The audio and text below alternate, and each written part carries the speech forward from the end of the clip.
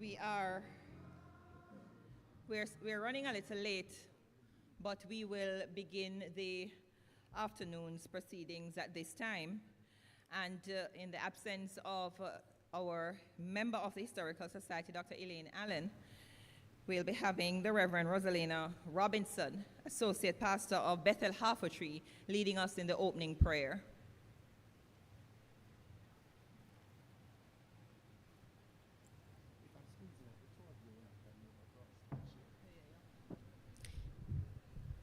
Let us pray. Our good and gracious God, we pause in this moment, in this space, to acknowledge your presence with us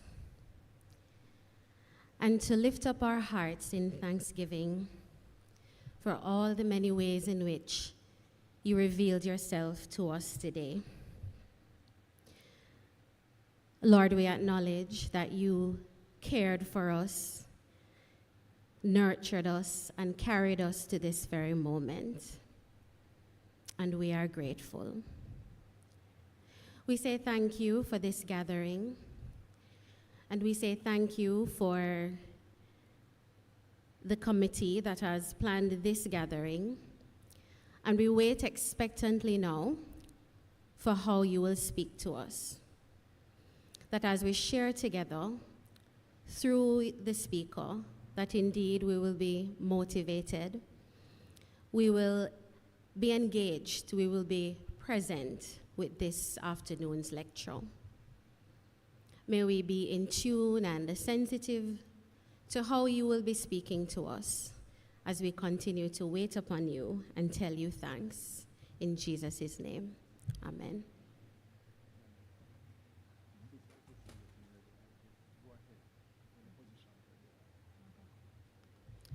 So, ladies and gentlemen, let me extend to you a warm welcome, literally, to the East Queen Street Baptist Church and to this, the 21st annual George Liele Lecture.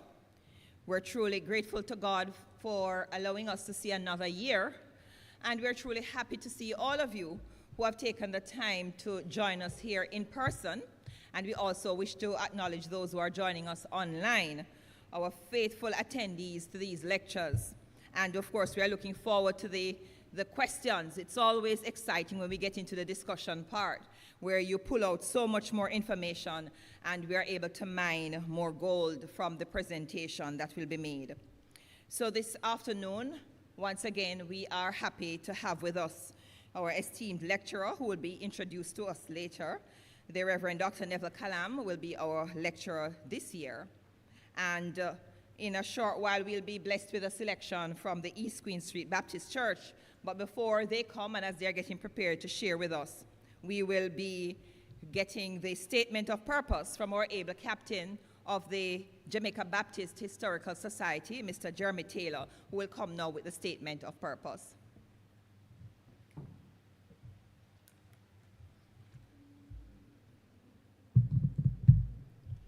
Ladies and gentlemen, brothers and sisters, I do not know about me being an able captain, but I welcome the rumor. In 2010, at the Mona Baptist Church, the George Liele Lecture then was entitled Jamaica Baptist Union, the Past, Present, and the Way Forward. At that time, as a denomination, we were commemorating and celebrating two things: the 400th anniversary of the founding of the Baptist denomination and our 160th anniversary of the Jamaica Baptist Union. We have revisited the theme of the Jamaica Baptist Union again this year. As in 2024, we are reflecting and commemorating the 175th anniversary of the establishment of the Union. This afternoon, we have someone who has been integral to the work of Baptist witness in Jamaica, the Caribbean, and the world, the Reverend Neville Callam. As this is a momentous anniversary, we have tried to go as far back into the past as we can symbolically. And since East Queen Street is a daughter church of that Ellison Road mission, we are here today. Furthermore, out of historical accuracy and historical tidbits, East Queen Street was also the host of the first George Liele Lecture in 2003, which was delivered by the Reverend Clement Gale. The aims and objectives of the Society are to research, document, preserve, and promote the history of Baptist work and witness in Jamaica. The Society has staged the annual George Liele Memorial Lecture during October as a part of our contribution to heritage-related activities. The lectures are intended to educate not only the wider Baptist community, but the wider Jamaican community on important aspects of the history of this island and heritage, and also the contribution made by the Baptist Church in the development of Jamaica. It started as an itinerant lecture, going around to the churches. So to date, the lecture has been held in St. James, Trelawney, St. Anne, St. Catherine, Clarendon, Manchester, Kingston, St. Andrew, and St. Thomas. But for the changes wrought by COVID-19, we would probably still be going to other parts of the island of Jamaica. And we still hope that we can recover this itinerant feature, making it a hybrid occasion with both online and still the visiting. But if one good thing has come out of COVID-19, it's that COVID-19 adaptations has also enabled us to reach a much wider audience. And we thank you again for joining us this year, especially our online audience. We are indeed honored and grateful that the Reverend Neville Callam accepted our invitation to address us on what is, it can be said, and on its relation to the topic, one of the lesser known aspects of our denomination's history. But the fact that it has not been lesser known does not mean that it has not been controversial in our denomination's history. And if you want to see controversy, just take a ride to Buff Bay and look at the historic Baptist church there on the left and look where the JBU church is now, as an example.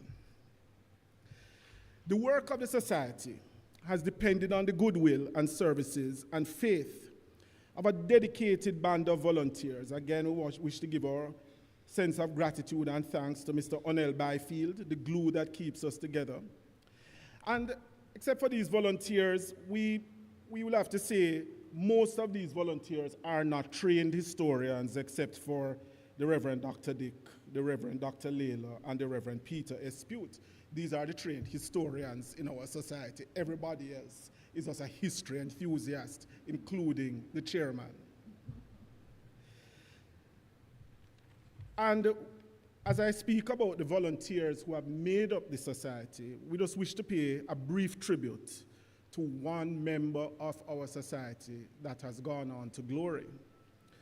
One such member of our happy band of volunteers was the Reverend Harris Cunningham. Perhaps it was his long and varied connection to historical institutions and places. He was pastor at the William Knibb Memorial Baptist Church in Trelawney. He was pastor at the Trinity Baptist Church in Manchester, one of our older churches. He was pastor at the Morant Bay Baptist Church in St. Thomas. He was a chaplain at the Calabar High School. This affinity for historic institutions also drew him to the Jamaica Baptist Historical Society. Pursuing that affinity to history, he came to us, and we were glad and blessed to have him. We will miss the person who could be depended upon to lead and moderate the annual George Liele Lecture while he was hale and hearty. And while he was hale and hearty, he hardly ever missed our in-person meetings. Usually, he was the first to arrive when they were held at the Jamaica Baptist Union headquarters. He was the one who would actually have to let us in many times.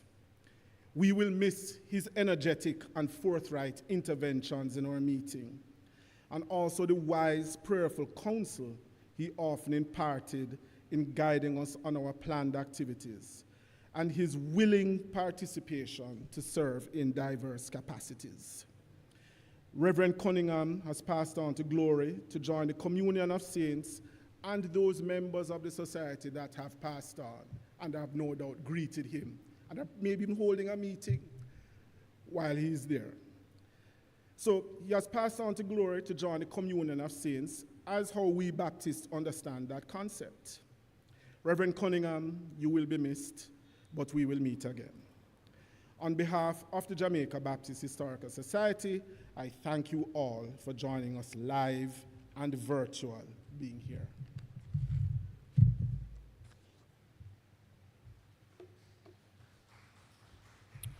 Yes, you may, yes. We'll appreciate a better round of applause.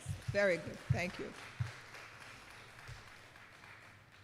And now we will receive the item from the East Queen Street youth.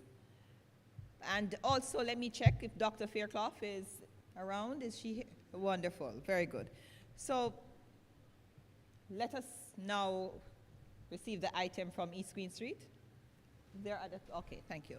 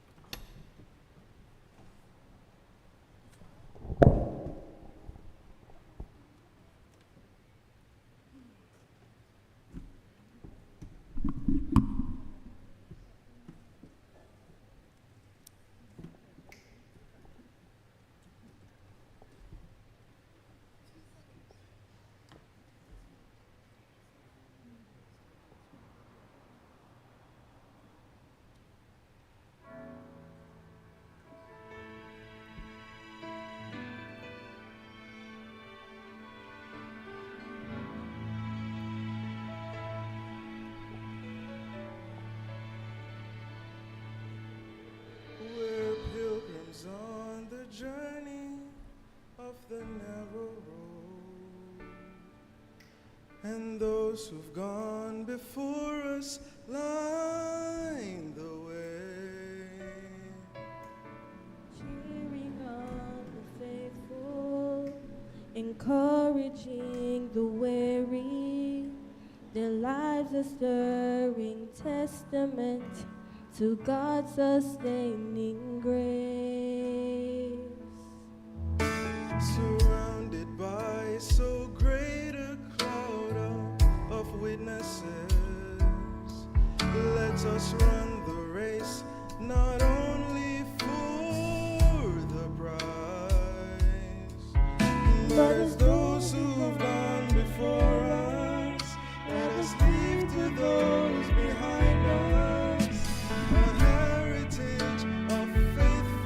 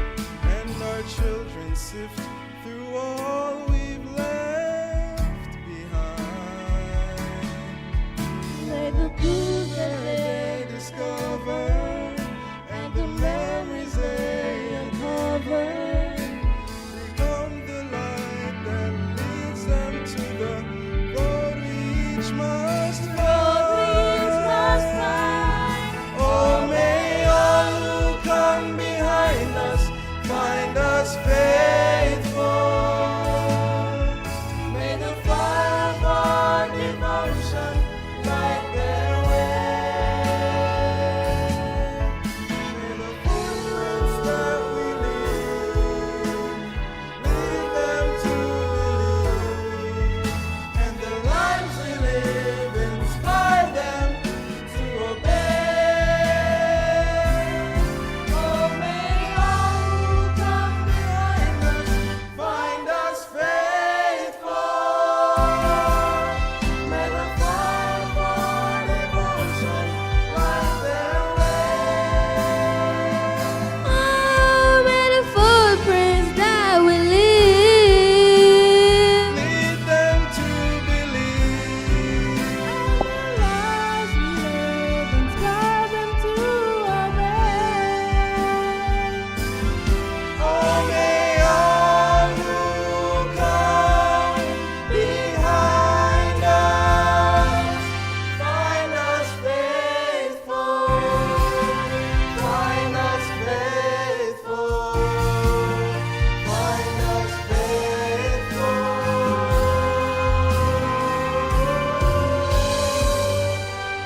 Find us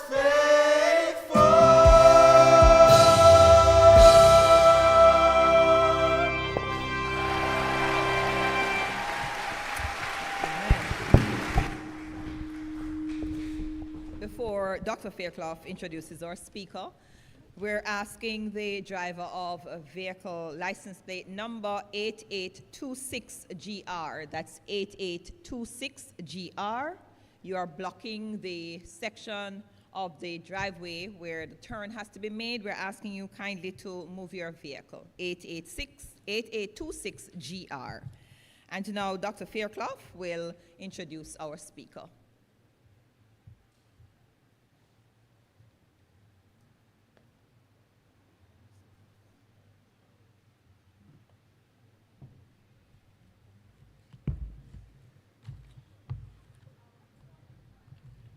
Good afternoon, everyone. I'm told that a good introduction should not last more than 3 minutes. And I am not sure that I can put everything in that 3 minutes for Reverend Dr. Callam, but I'll try. I'm here to introduce our guest speaker, the Reverend Dr. Neville Callam, who will share with us at this 21st George Liele Lecture on the theme of lands and buildings, a 19th century Baptist history story. Our presentation this afternoon will be given by someone who got his early nurturing at Gibraltar Baptist Church in the parish of St. Anne. He later graduated from the United Theological College of the West Indies, and later he pursued graduate studies at Harvard Divinity School, specializing in ethics. For 32 years, he served in 3 circuits of churches in the Jamaica Baptist Union: East Queen Street, Grace Mineral Heights, and Tarrant Balmagie circuits.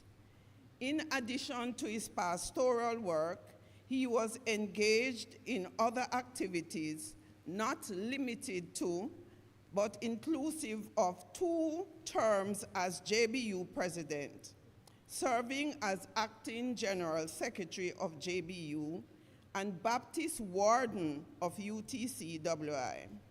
Reverend Dr. Callam was also actively involved outside of the Baptist community and was a lecturer at UTCWI and Jamaica Theological Seminary. He faithfully served as vice president of the Caribbean Baptist Fellowship, and for 10 years as general secretary, he was the chief executive officer of the Baptist World Alliance, delivering sermons and lectures as he represented the global Baptist community. He was later honored and given the title of General Secretary Emeritus. Reverend Dr. Callam has received several other honors, including the Doctor of Divinity degree from 4 universities and the Caribbean American Heritage Award from the Institute of Caribbean Studies in Washington, D.C. He has published several books, the most recent of which, From Fragmentation to Wholeness, Race, Ethnicity, and Communion. His upcoming book will deal with the history of ecumenism in Jamaica. Reverend Callam is a dedicated Baptist with a strong commitment to ecumenism.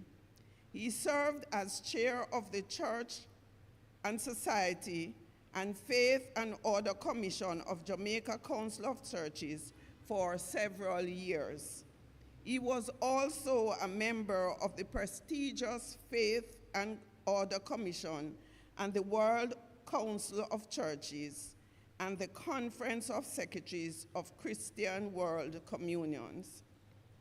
He has conducted several researches and presentations on the life and work of many of our Baptist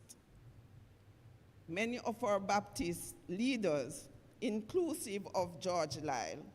He has a wealth of knowledge on Lie's life. And as we present our 21st Liele Lecture on the topic of church, land, and buildings, a 19th century Jamaica Baptist story, we believe that there is no better person to engage us than our presenter this afternoon. So get ready to be inspired and challenged. Ladies and gentlemen, I present to you Reverend Dr. Neville Callam. Let us welcome him as he comes to deliver this afternoon's presentation.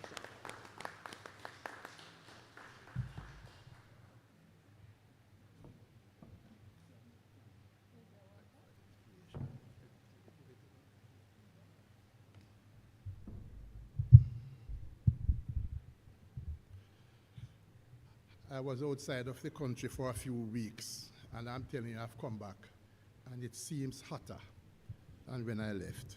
Wow.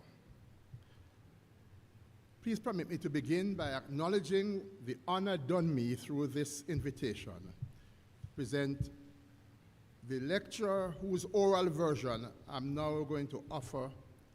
It is in more conversational language than the formal documented lecture that should be available in the near future. In this year, when we mark the 175th anniversary of the formation of the Jamaica Baptist Union, the JBU, the primary aim of this lecture is to show how the exercise of translocal authority has been advantageous to Baptist churches that pride themselves in being autonomous bodies, Baptist churches in Jamaica.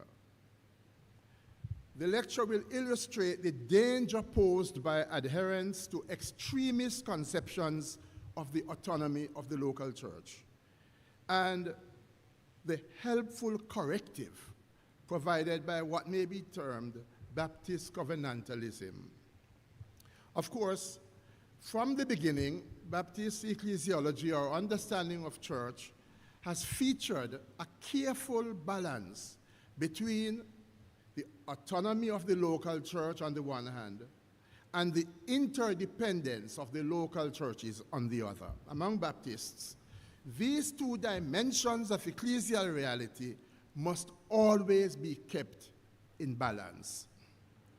A secondary aim of the lecture, influenced as it is by it being one in a series of George Liele Lectures, and consonant with the third example I'm going to give of conflict over property among Baptists in Jamaica, is to contribute to the storehouse of popular knowledge of the story of the Ethiopian Baptists of Jamaica.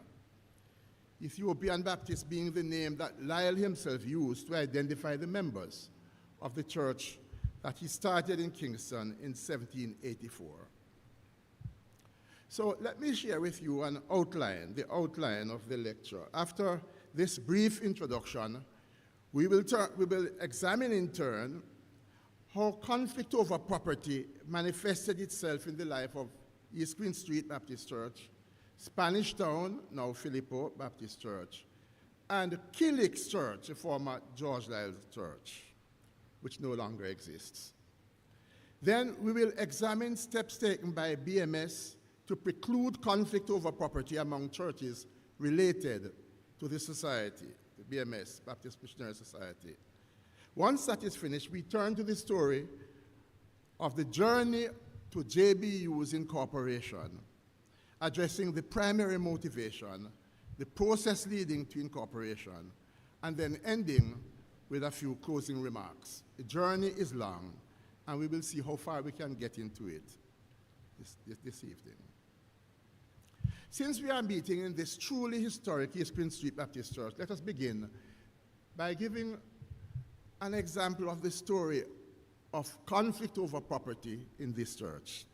Once deemed the largest Baptist church in the world, this East Queen Street Church has made a rich contribution to Baptist witness in Jamaica through the quality of its leadership and membership and the nature of its ministry over the years.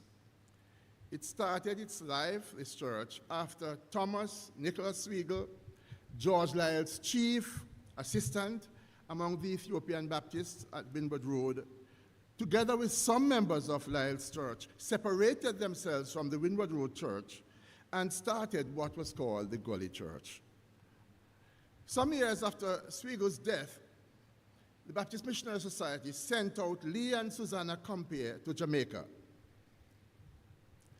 During their brief stay in Old Harbor, Compere received an invitation from the Ethiopian Baptists at this church, conveying what they called a pressing invitation for Compere to come and serve as pastor among them. Compere agreed, and he began by gathering what remained of Swiggle's congregation, forming them into a vibrant ecclesial fellowship. After Compere's resignation from BMS, and I wish we had time to talk about that, was a very interesting story, and his departure to the US, he was succeeded by James Coulthard, who arrived to witness a 500-member East Queen Street church, and he doubled the membership in 5 years. Significantly, under Coulthard's leadership, the deacon at Liele's Church on Windward Road, who had made the property at East Queen Street available for BMS use when Compere was pastor, followed the president at Liele's Church, and in collaboration with Coulthard, took steps to have the East Queen Street property registered in the name of 12 trustees, some of whom were Baptists residing in England. The trust deed also contained a provision stating that the church property was to be, quote, for the use of ministers in connection with the Baptist Missionary Society. Ill health and other difficulties caused the Coulthards to leave East Queen Street and eventually relocate to St. Anne, where they did a marvelous work in St. Anne's Bay, Ocho Rios, and Brownstone Baptist churches. The next significant leader, I'm skipping out two of the leaders.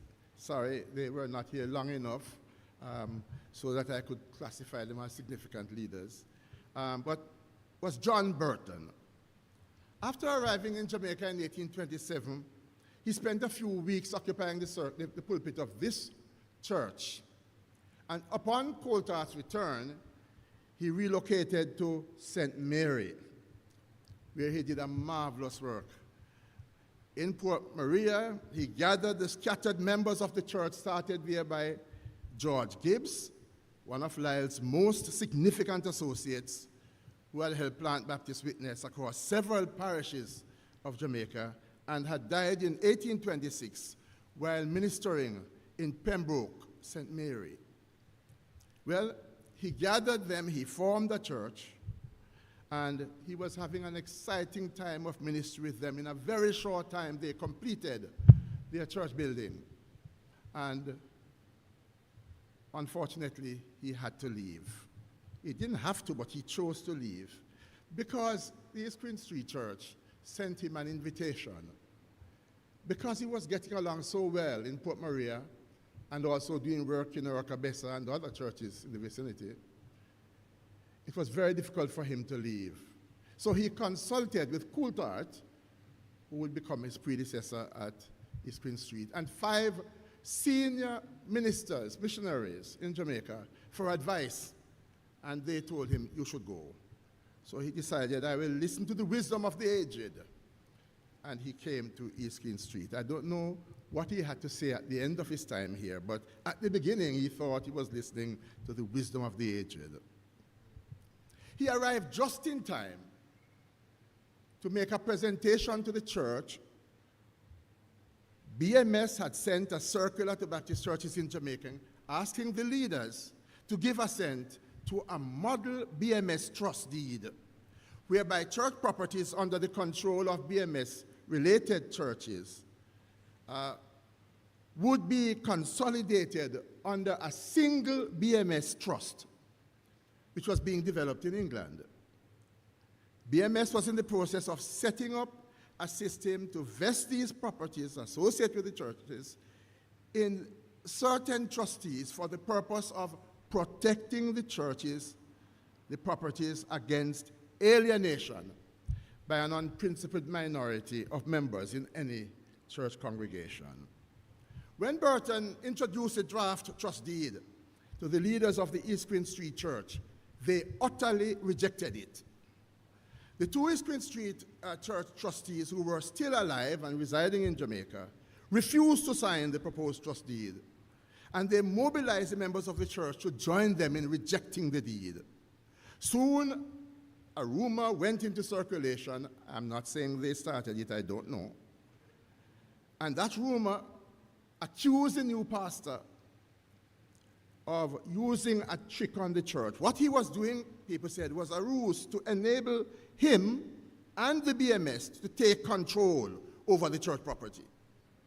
And many of the members at East Queen Street found the allegation plausible, and this led to unrest in the church. Burton turned to the same men who told him to come to East Queen Street for advice, 5 senior ministers in Jamaica, including Coulthard. And when they heard what he said, they gave him advice. This is what they told him: initiate disciplinary action against the 2 trustees and terminate their appointment. Based on this, Burton formulated a recommendation and took it to a church members' meeting at East Queen Street. The members voted overwhelmingly to reject the recommendation for the 2 trustees to be disciplined. And encouraged by one of the trustees, the members decided to take a vote to terminate Burton's appointment as pastor of the church. Recognizing that a significant number of the church members did not want him to leave, Burton decided to gather up about 500 of the members, and he took them to Upper King Street, where he started a fresh Baptist witness. But this action did not receive the support of the senior BMS missionaries in Jamaica. And so in November 1830, Burton decided to return to England to confer with the BMS committee. In 1832, he returned to Jamaica, but not to East Queen Street. He went to Mansion Hill. And he was there in time to purchase land at Belcastle to start a church there, to help to build up the churches in Morant Bay and Port Antonio. But soon, the local authorities used the opportunity created by the declaration of martial law in the aftermath of the Baptist War and threw Burton in jail. After his release from jail in 1833, he and his wife decided, look, we need to leave this country. And so they went to serve as the first BMS missionaries in the Bahamas. It's very interesting in this book on the history of Baptists in Bahamas, how they describe how Burton fled Jamaica and sought rescue in Bahamas, where he started the Zion Baptist Church. And he's still celebrated today for having started that church, which has a tremendous effect, great witness in the Bahamas. Conflict over East Queen Street property erupted again during the pastorate of BMS-designated missionary Samuel Oughton. He had come to Jamaica to help Burchell in Montego Bay. He served there, enjoyed his time. Then he was sent to Lucy to serve in that part of the country, serving in Lucy and in Hanover and Westmoreland. And he was there doing well until one of the planters, quite concerned about the influence of this man, decided to file a writ in the court accusing him of libel. He was found guilty, and the Baptist fathers, perhaps your mothers here as well, decided we better send him to East Queen Street. He came to East Queen Street, and I have read the reports that he sent to England soon after he was here. Glowing reports of the kindness shown him by members of the church. He didn't know what to do with all the gifts they were giving to him. But soon he was thrown in jail again because he never paid the bill, the fine. Anyway, he came to this church. He appealed to a higher court, and the charge was thrown out, and he was freed of the charge against him. He was very happy because the people had been so generous to him. While he was in prison, they were having all-night prayer meetings for him, all sorts of things. When he was released by the court, pandemonium broke out because there was so much celebration in the yard of the courthouse. Oughton was free to come back to serve. Appreciative words for the members of the church. But 15 years later, his words about the church were not so lovely, because once again, he brought to the church for signing the BMS trust deed that had been finalized. The last of the trustees for the East Queen Street property, who was resident in Jamaica, was ill and at home and was dying. And he was the person who had fought and led the process to get rid of Burton. Now he was flat on his back, dying at home. And as he lay there on his deathbed, 12 members of the East Queen Street church paid him a visit, 3 days before he died. And they promised to pay over to his wife, the dying man's wife, a substantial sum of money in return for the trustees signing a new deed entrusting the East Queen Street property to the 12 of them. The conspiratorial team concluded that this action gave them authority over the church property at East Queen Street. And once the document was signed, the 12 officers, took immediate action to have the newly drafted trust deed registered. And they thought their conspiracy was a complete success. When Oughton and the members of East Queen Street became aware of the existence of the deed that the dying trustee had signed, Oughton initiated action to challenge the authenticity of the deed in court. And he proved to the court that at the time when the dying East Queen Street trustee signed the deed, there was not another church trustee living in England, Dr. James Hobie. He never knew anything about this arrangement. He didn't sign.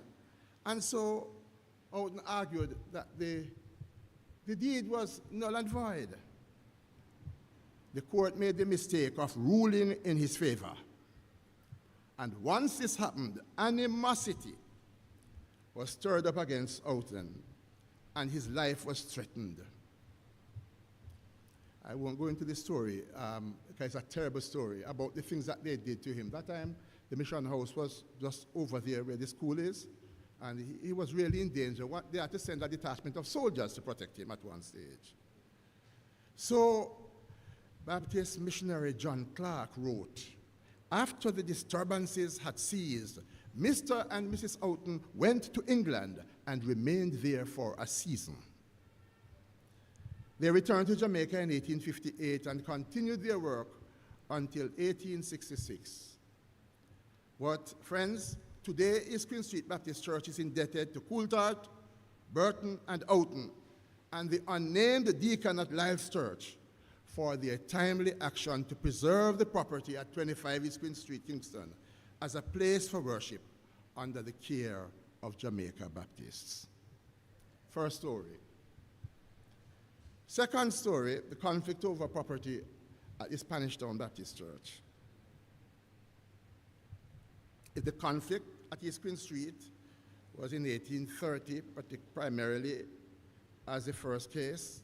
The conflict in Spanish Town was in 1844, when the great churchman James Marcel Philippo was pastor of the church of Spanish Town, together with a cluster of other churches spread over a wide geographical area in Jamaican terms.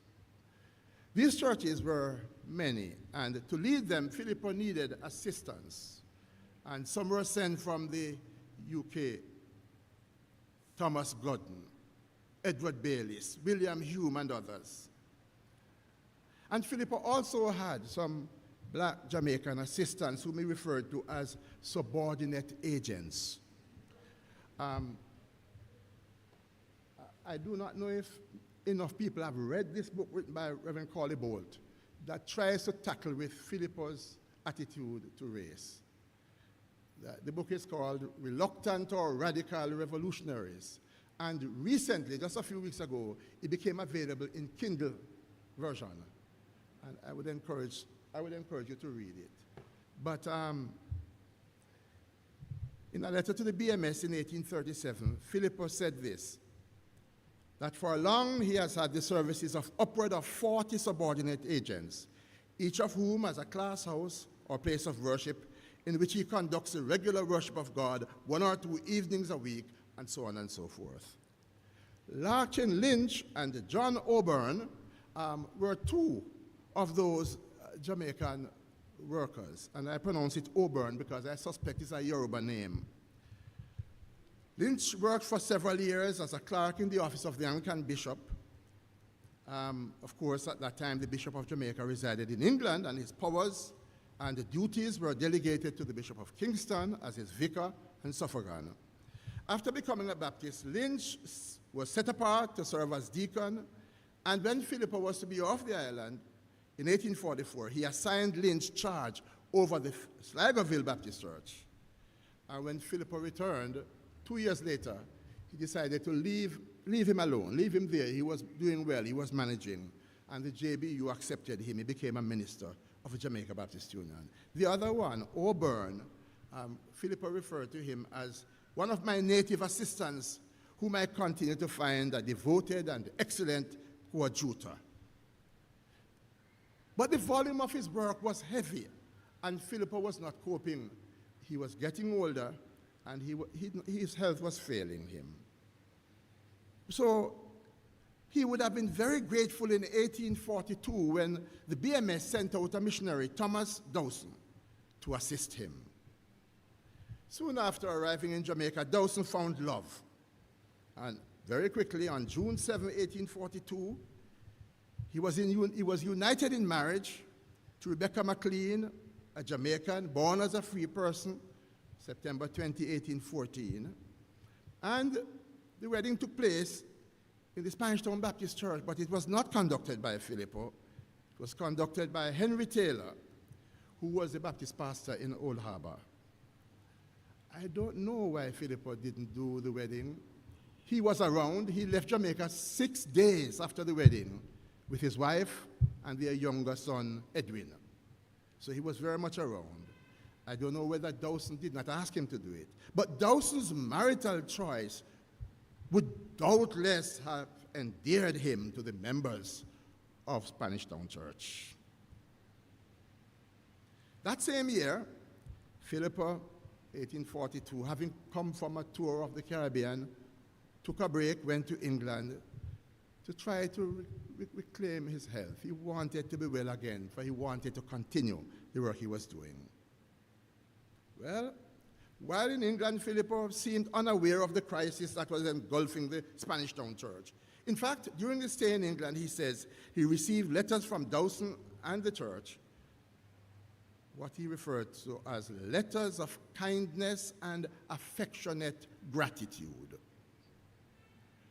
He was being deceived. Meanwhile, the two trustees of the Spanish Town Baptist Church joined with some disaffected members of the church in a plan to oust Filippo as their leader and to install Dawson in his place. It seems that the trustees believe that with Jamaica Baptists no longer operating under the auspices of the BMS, they as trustees, together with the people of Spanish Town Church, had the authority to decide to change the leadership of the church and to take over the church building. When they attempted the latter, church members who didn't agree with them prevented their success. So Filippo's detractors hastily constructed a booth in which they convened a church members' meeting at which the disaffected members of the church voted to appoint new church trustees, voted to dismiss Filippo, and to install Dawson as their new pastor. Perhaps they had learned something from East Queen Street, I don't know. But soon, to secure their concern and their control over the church property, they prepared, agreed, and registered a new trust deed.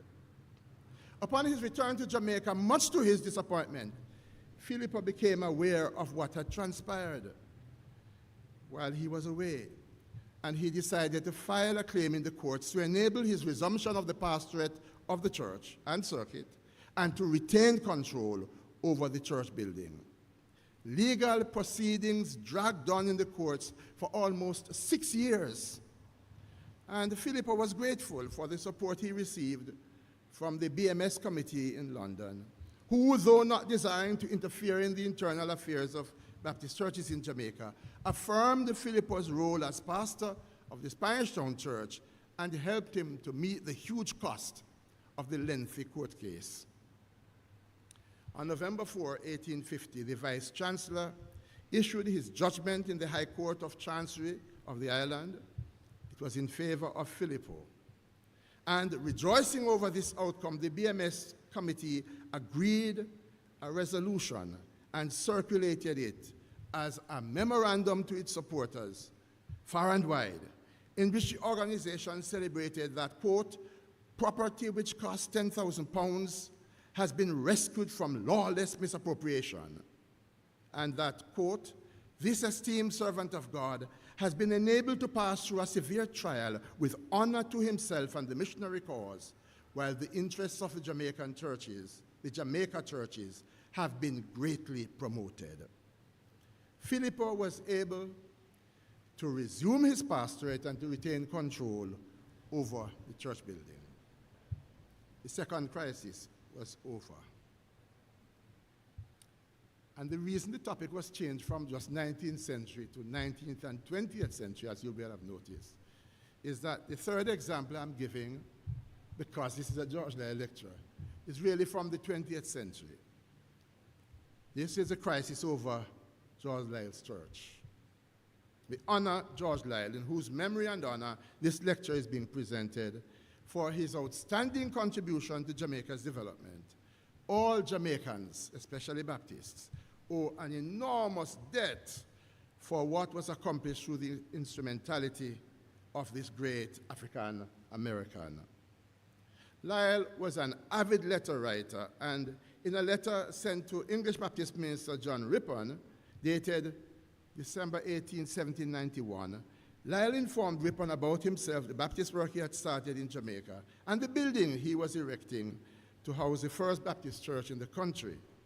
In a significant postscript, Liele added the following words: we have chosen 12 trustees, all of whom are members of the church, whose names are specified in the title proved and recorded in the secretary's office in this island.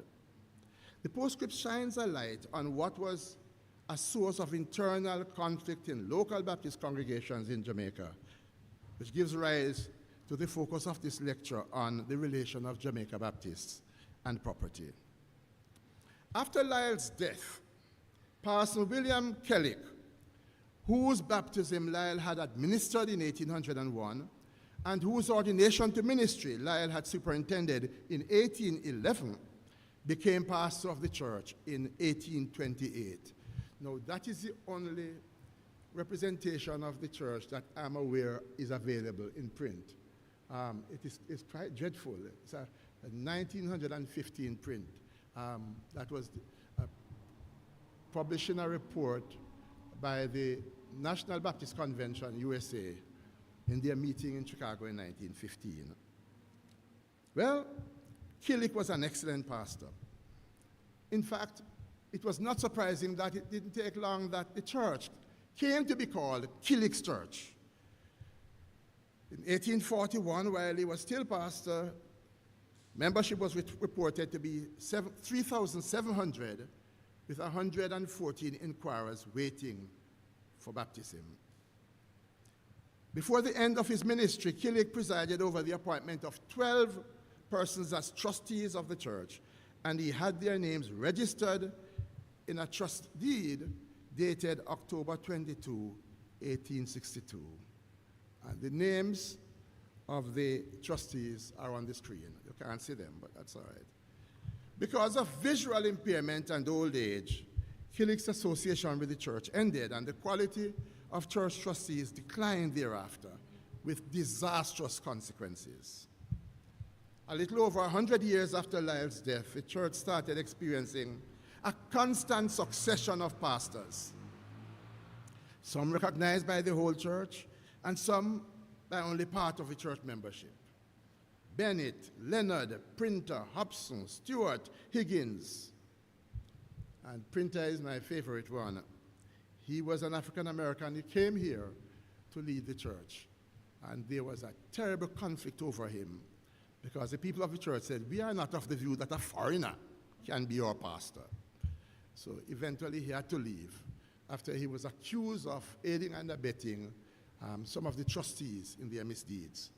With the passage of time, some trustees died or were dismissed based on conduct adjudged abominable, and they were not promptly replaced. So from time to time, the number of trustees was effectively reduced. Furthermore, it is evident that the group of trustees did not always benefit from gifted leadership and friendly cooperation among its members.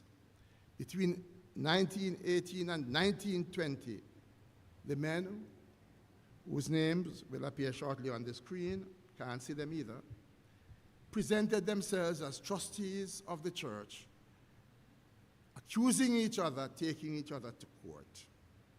Various infractions led a litigious set of trustees to embarrass their church, repeatedly, without prior consultation, without any kind of consensus having been agreed.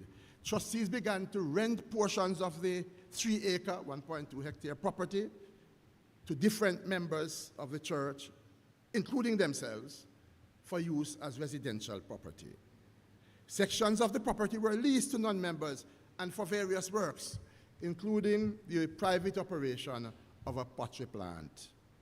Different trustees granted tenants access to the church property and collected and kept the rental received without any accountability to the body of trustees. Nor did they normally turn over the money they collected to the church. Indeed, the church received no accounting at all for the funds accruing from the lease, rental, or sale transactions carried out by the various trustees. Some trustees sold plots in the burial ground that was adjacent to the church lot and belonging to the church, and they appropriated the money for personal use. One trustee, John Cole, even planned to sell a portion of the cemetery, allegedly to help with the restoration of the church building. In this decision, he was said to have colluded with erstwhile pastor of the church, Pastor Printer from America. Cole predicated his action on his desire to ensure the church's survival. He said to the court, if it was not for me, there would be no church. And as time passed, the conflict increased among the trustees. One group of them decided to lock the doors of the church to prevent another group from entering and holding meetings. The other group forcibly entered the church by removing the locks, conducted worship, and then replaced the locks. To make matters worse, the trustees began to execute their designs on the historic Liele building, which had been damaged in the earthquake of 1907, but not destroyed. Some of the church trustees saw the damaged building, which had been completed under Lie's leadership in 1793, as an opportunity for self-enrichment. So they retrieved from the building whatever they could sell for personal gain. The lumber, the woodwork were collected and sold. The pulpit was reportedly used to supply firewood, with the explanation that it was rotten. No one was ready to account to the courts for what happened to the pews, but one litigant admitted that he had, quote, pawned out 2 of the communion sets in order to pay for litigation, with the balance of the funds being set aside for an unspecified purpose.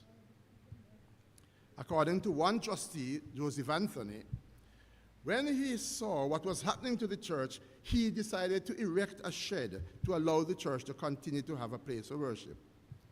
And in his own words to the judge, the old building was taken down, and I saw to it that a temporal one was put up, sir. He said that later a more suitable shed was built. I have a photograph of it, but it's so poor that I didn't bother to project it. Soon the trustees were filing lawsuits against each other in court, alleging abuse of office by other trustees who misappropriated church funds. And over a 12-year period, litigation filed by the trustees associated with Killick's church consumed a considerable amount of time in the Kingston courts. And the Gleaner had a heyday, devoted generous space to coverage of the cases, which helped to further drive the name of the Windward Road Church into disrepute. The church membership dwindled, and in 1915, when the National Baptist Convention sent a delegation here, a very distinguished delegation, to visit the church, they said there were less than 40 members at the church.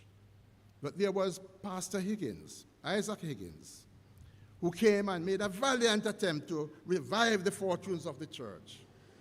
In the end, he had to leave, like the other pastors before him. In 1933, he withdrew and went to serve as pastor of the Zion Hill AME Church in Islington. The poor stewardship of the trustees of Windward Road Church was another example of autonomous recklessness regarding property in the life of the Baptist community in Jamaica. Main reasons for the demise of George Lie's church were disunity, dishonesty, and desire for illicit self-enrichment by church trustees. While Lie's church did not seek membership in the JBU after the JBU was formed in 1949, the Baptist churches at East Queen Street and Spanish Town were active and prominent participants in the life of the Jamaica Baptist Union. They played a vital role in the union's development. But these churches had lessons to learn from their experiences with controversial property-related issues, and JBU had to do the same. So we turn to the JBU. What did JBU make of the lessons learned? And we have to start with the formation of the Baptist Missionary Society by 12 young pastors and 1 layman at Kettering in the East Midlands, England, in October 1792. And the interesting thing about it is that these pastors, most of them were pastors of very small membership churches, but they had a huge vision. They perhaps would never have had their names known publicly, apart from their association with the foundation of the BMS. Well, 51 years after they formed the organization, BMS members met in Exeter Hall in London and adopted certain regulations applicable to the society's operation. These included the terms of a model deed that would establish a BMS trust for church buildings and premises connected with the society and vested in persons chosen by the society. The development was meant to protect BMS property, BMS-related property. While BMS was doing this, their associated churches in Jamaica were taking steps in the immediate post-emancipation period to determine how they would move forward. In 1839, at a joint meeting of the Western and Eastern Unions, they approved two resolutions. The first, calling for the establishment of a theological college to train ministers, and the second, signaling their plan to involve formerly enslaved Baptists of Jamaica in taking the gospel to the people in the land from which they or their forebears had been violently snatched by the operators of the cruel system of enslavement of Africans. 3 years later, Jamaica Baptist, meeting in Kingston in January 1842, some accounts say August 1842, but it could not have been August, decided to withdraw from the funds of the BMS to prosecute their work better. In other words, they declared their independence of the Baptist Missionary Society. BMS was quite fine with that, and they accepted because they wanted to shift their emphasis to India. There were big arguments in England about the population of Jamaica vis-a-vis the population of India and how far the money could stretch and so on and so forth. And they also wanted to initiate work in Africa. Well, the Jamaica Baptists formed the Jamaica Baptist Missionary Society, opened Calabar, and formed JBMS. They were going to go forward with their business. Meanwhile, realizing that in the years when they sponsored Baptist mission in Jamaica, they had made no provision to secure the protection against alienation of the properties they had acquired in the country, and knowing also that other properties acquired by the churches that emerged in the country over the years, had no legal protection, BMS decided to act. They offered to include the properties the organization had acquired for former BMS-related churches in Jamaica, as well as those purchased by the newly established churches in the trust BMS was establishing in England. They also committed to taking steps to commence legal proceedings to have that trust registered not only under British law, but also under Jamaican law. Soon after this decision was made, BMS started distributing the model trust deed for Baptist pastors in Jamaica to sign, and you heard already about some of the troubles that entailed. By this means, the churches, by signing the trust, the model trust deed, they would relinquish total control over their church lands and buildings and would secure in return security over the indiscriminate alienation of their property. In addition to circulating the model trust deed, BMS sent a deputation to Jamaica, a two-member, their esteemed Secretary Joseph Angus and Charles Birrell of Liverpool, a member of the BMS committee. They came here to answer any questions regarding the trust deed. They came here to find out how the Jamaica Baptists are surviving financially, for they had heard about the troubles that were being faced.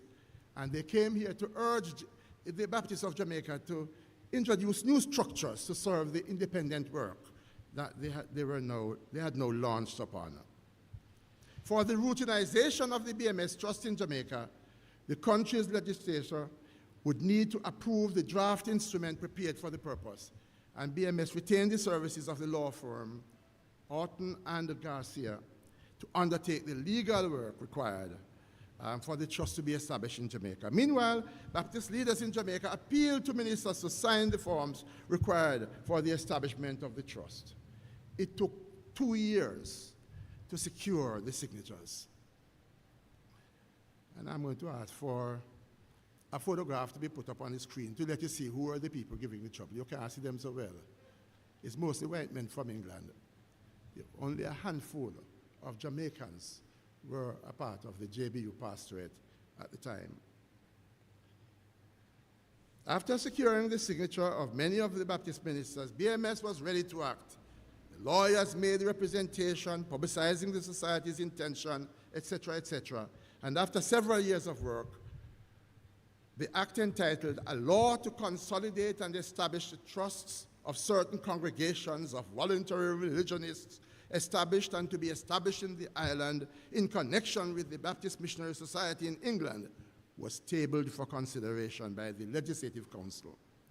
was remitted to a select committee of the council and eventually approved as Act 13 of 1874 and then signed into law on July 22, 1874. After a decade of discussion, encouragement, and action, Baptist lands and buildings belonging to 40 circuits in Jamaica were finally consolidated under the BMS Trust Law 13 of 1874. The original trust deed vested the property in 25 trustees, including some of the BMS-sponsored missionaries in Jamaica. The trust deed that was approved by our legislators had 28 trustees. 11 of them were BMS missionaries serving in Jamaica. 6 of them were Jamaica Baptist pastors. 4 were planters. 4 of them were Londoners. They were BMS people living in London. And the other signatories included 3 laymen, a tailor from Falmouth, John McLaughlin, 2 pastors' sons, 2 missionary pastors' sons, James Cecil Filippo, and Thomas Bancroft, Houghton, a lawyer and a doctor. And there was also another signatory. His name was Samuel Bonzel, but there's no information about him that I was able to access. While the process to include property of former BMS-related churches in Jamaica under the trust was underway, Jamaica Baptists turned their attention to another matter that was crucial to their moving forward. They decided it's time to form a single union, and in 1849, as I said before, they made that decision, and at the meeting in Falmouth in 1950, the union was consummated. Walter Dendy as chairman, John Clark from Brownstone as vice chairman, and William Teal of Lucy as secretary. A little time elapsed before persons associated with JBU started discussing what should become of the BMS trust deed. Should not JBU attempt to accomplish the full Jamaicanization of the trust, with trustees identified by JBU alone? The process that led from JBU properties being under legal protection under Law 13 of 1874 and Law 16 of 1969 was a very long and challenging one. Time constraints will only allow us to refer to certain aspects. The discussions on the subject began in 1890 in earnest, 16 years after the BMS Trust had been recorded. And the process took 79 years to complete. In a memorandum sent to the pastors and the churches in October 1894, one of my favorite JBU secretaries, Philip Williams, a rather interesting Welshman who is the longest serving secretary in the JBU history. Philip Williams sent a circular that succinctly explains why JBU needed to establish a corporation. And I'm going to just quote the memorandum. Is the Jamaica Baptist Union to become a corporate body? For some 3 or 4 years, this question has been before the official members of the union and its affiliate societies, pressing for a solution. In a large body of independent churches, like those comprising the JBU, the question is beset with difficulties, probably unknown to churches of the episcopal or connectional type. It is therefore not an easy matter that can be rushed through in a month or a year. Hundreds of titles and trust deeds have to be collected from all parts of the island, examined, coordinated, scheduled, registered as a preliminary step to the drafting and passing of the law in the Legislative Council, creating a corporation of the JBU. We are pleased that at least the officials of the union are boldly facing the question and have appealed to the pastors and churches for their cooperation. This is all that is possible at present, but we trust everyone will give their best support. Some years later, a Baptist trust law was enacted by our legislator for the better securing of our denominational properties. He continues. It costs, if we rightly remember, some £200 paid by the BMS, How is it that advantage was not taken of the generosity of our parent society to secure a corporation? It is hard now to say. The omission has been regretted, even by those who would doubtless have opposed it in those days. The law is, however, practically inoperative and affords no safe ground to our denominational properties. More than half of the trustees under the law are dead, and the remainder are scattered over an indefinite area of the world's habitable surface. These trustees could never legally cooperate in the defense of any of our church properties if for some reason a lawsuit were entered upon by any person claiming ownership. While if some bit of property is to be sold, there is no end of trouble in obtaining the signature of such trustees as are surviving in Jamaica and elsewhere, and so on. He went on to explain, you all need to sign, you need to sign, you need to cooperate. The JBU leaders knew that in pursuing incorporation, it was going to take some work because some never cooperated in the early instance with the BMS. Year after year, the matter was discussed at the JBU Assembly. And at the Assembly, as good Baptists around the world know, if you want to get something off the agenda, discuss it and send it to a committee that you think will not do anything about it.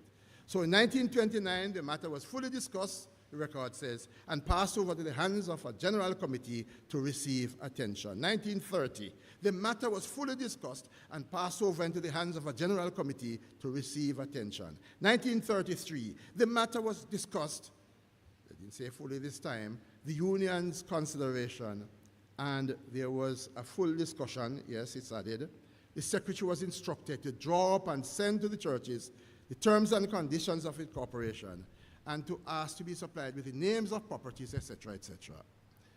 Finally, in February 1942, 48 years after Philip Williams had sent to the churches the memorandum he had prepared on this subject, the JBU Assembly meeting in the Hanover Street Baptist Church took decisive action on the way to achieving JBU's incorporation.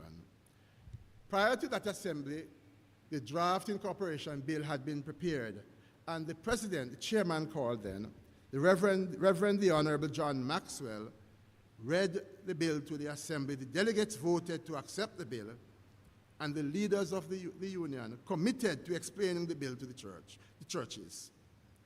The bill that would grant JBU legal status, grant the status of a legal entity that is entitled to hold property on behalf of the churches.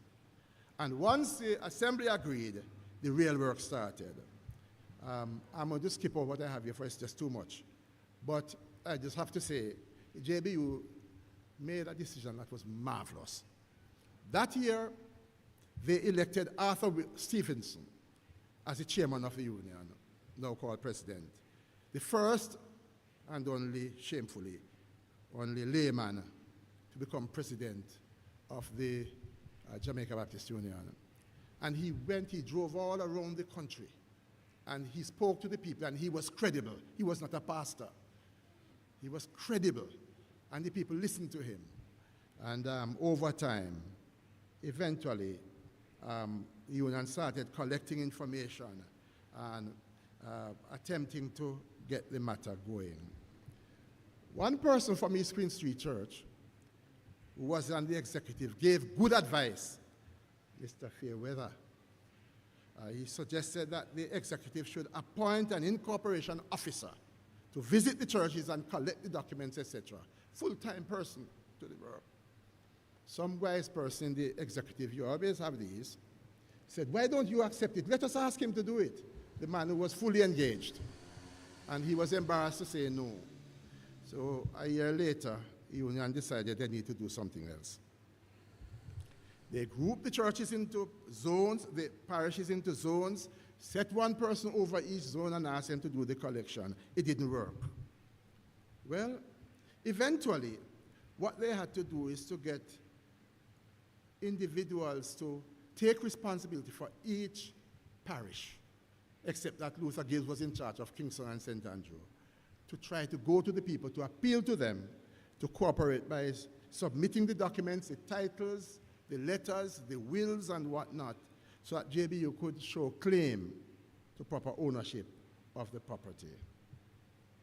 Meanwhile, and I'm going down far down the projectionists are going to have trouble, the legal staff of several firms assisted the union, Samuel and Samuel, H.E. Carberry, D. Fitzrichson, working on the incorporation issue. Some visiting the Island Records Office, seeing if there are properties there belonging to the JBU that were not on the schedule. Finally, the bill was tabled for consideration in the House of Representatives, remitted to a select committee chaired by Mr. Talbot Forrest from Springfield in St. Mary, and eventually approved by the House and the Senate on March 25 and 27, 1969, respectively, and then signed into law by Governor General Sir Clifford Campbell on March 31, 1969. Through the incorporation law, all properties then owned and to be owned by JBU-related churches and auxiliaries are held in trust by the JBU Corporation in perpetuity. And JBU took a very wise decision that its office holders should be the trustees of the corporation instead of persons in their individual capacity. Well, we sent the document, Incorporation Act, and the preceding document, the document that it replaced, and a number of other documents that we were able to retrieve from the BMS in England to one of our outstanding legal minds, the Honorable Justice F. Arjadon Smith, former Director of Public Prosecutions, former Judge of the Court of Appeal, Jamaica, etc. And he has said this: in my opinion, and this is no ordinary opinion, property transferred to and vested in the JBU at the time of its incorporation in 1969 remains the property of the corporation, and members of a local church or congregation are not at liberty to take with them any property of the corporation from which they are succeeding. If some members of a church or congregation, be they many or few, wish to depart from a JBU and set up their own church, they are at liberty to do so. But they are not at liberty to take with them property belonging to the JBU from which they are separating themselves, seceding. In the printed lecture, I explain the basis for the JBU's action in Baptist theology and polity, and in the discussion, I illustrate how that exercise of authority beyond the local level, but at the translocal level, proved itself to be a source of healing and help and protection for Baptists of Jamaica. So when Baptist people bring up the thorny issue of the autonomy of your local church, it is usually because there is a perception that some translocal entity is trying to trample on the rights of the local church. I believe no better example can be found to illustrate the importance of Jamaica Baptists have attached to balancing the tension between the independence of the local church and the interdependence of the local church comprising the JBU than the initiative that led to the formation of the JBU Corporation, whereby the properties attached to JBU churches and auxiliaries are held in trust irrevocably by the JBU Corporation. Thank you very much.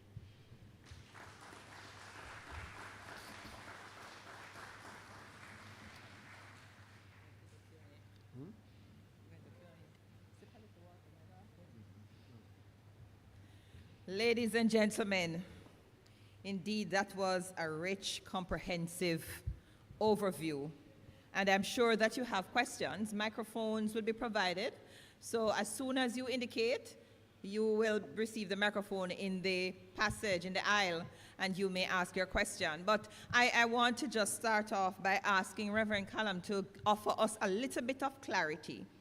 For those who are not familiar with the term trustees, these persons who would have some kind of legal responsibility in churches, what is their role?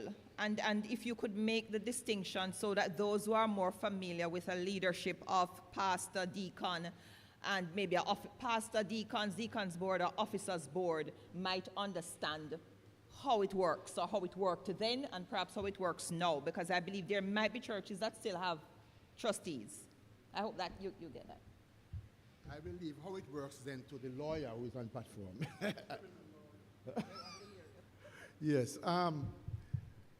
What used to happen in those days is that a particular church could not itself secure land in its own name, not a Baptist church. I can't tell you what happened to some of the other churches that were recognized by the state. And so they appointed persons whom they deemed trustworthy to act on their behalf and to serve as trustees of the churches. They were responsible to safeguard the property, ensuring the property would remain in the hands of the church. And in some cases, they also had leadership responsibilities that allowed them to influence churches regarding the situation with their pastoral leadership. That is, well, actually, I have a friend who is a trustee of a Baptist church in Florida. And I asked him the other day, what is your role? And it is the same. Enormous authority to act on behalf of the church. I do not know whether there are churches in Jamaica now that have trustees, but they really serve, they may have here, but they serve no useful purpose, because the trustees of the church are the JBU officers. The trustees of the church are the JBU officers. The president, the general secretary, the secretary, what used to be of the Missionary Society, whatever his name is now, the president of the Brotherhood, and I think there's one more, and the treasurer of the union. Those are the trustees of the JBU churches and church lands. Right.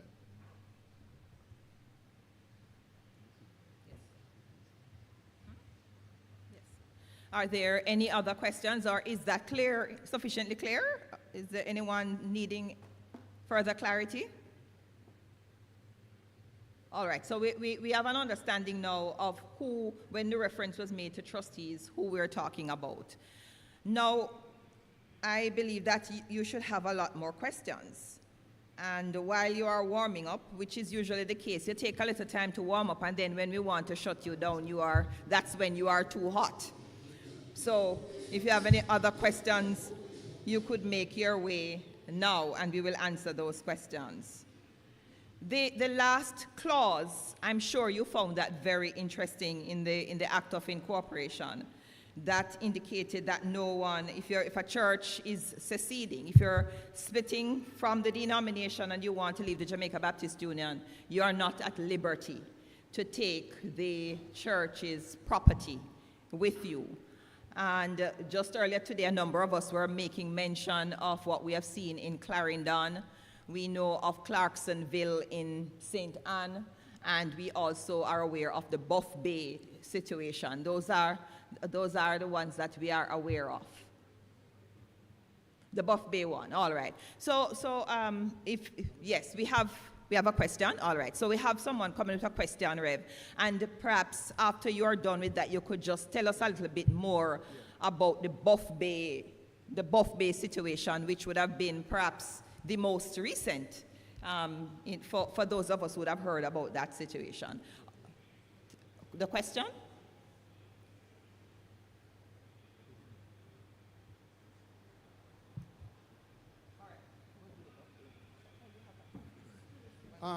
Let me just talk about the Buff Bay, the Buff Bay, Clarksonville, that set of churches. Because the process towards incorporation took so long, the lawyers advised the Jamaica Baptist Union leadership that they could not wait until every single soul agreed.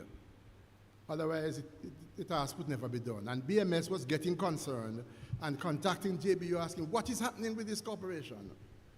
And so there was a cutoff date set. And all the churches that had agreed to cooperate by that date were included, their lands were included in the schedule of incorporation. The lawyers advised the union that once the Parliament approved the act, they could take action to try to retrieve the properties of those who did not cooperate. You know, I am an old man now, so I decided I was not going to put in the names of all those who were giving trouble and didn't want to cooperate. I won't bother with that. However, there were some churches that were very much at odds with JBU. They were at odds with JBU particularly because they didn't like what was going on at Calabar. They said Calabar had become a liberal institution, Calabar Theological College, a liberal institution, and modernism was taking over. And these people who were making the case were influenced by a certain minister who had come from Canada to serve in the Jamaica Baptist Union with the union's consent, who was stirring up opposition because he was a fundamentalist from Toronto. And so some churches were not comfortable about what was happening in the Jamaica Baptist Union, and they were insisting that JBU should get rid of the president of the college. In fact, 2 successive presidents of the college. JBU would not pay them any attention, and they refused to cooperate.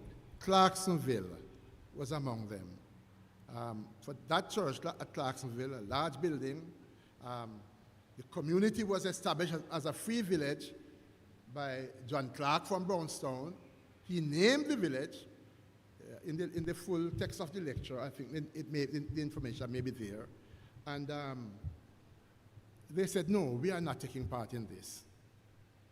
Buff Bay, the same thing. The pastor in Buff Bay was influenced by those people, and he influenced several others, and he influenced some of the members of the church, and they refused to cooperate. Well, after the act was passed in Parliament, I think the JBU leadership, they were tired. They were tired, and they couldn't be bothered to fight anymore. So they said, let them go on with the property. So those churches are no longer a part of the Jamaica Baptist Union. And if we had people in the union who had the time, which they don't have, and who were wanting to innovate and experiment, they could try and seize those properties now, but what's the point of doing that? If they are doing some work serving the Lord, I suppose you just leave them to continue and not worry about the property. But that's the reason why some lands formerly belonging to JBU are no longer in the hands of the JBU. The question? Hi, good evening. Thanks for the lecture, Reverend. How important did race play during that time when you're selecting the trustees? Race. The role of race during all of this, the transition period and maybe some of the conflicts in the search and the selection of the trustees. I don't think it was a matter of race when they were selecting trustees. The BMS was an organization operating out of London. They were expending a lot of money in Jamaica, and they had a vested interest in ensuring that if trustees were being named, some of their people would be involved. And so that's why they named trustees. I think it would be absolutely in order for that to happen.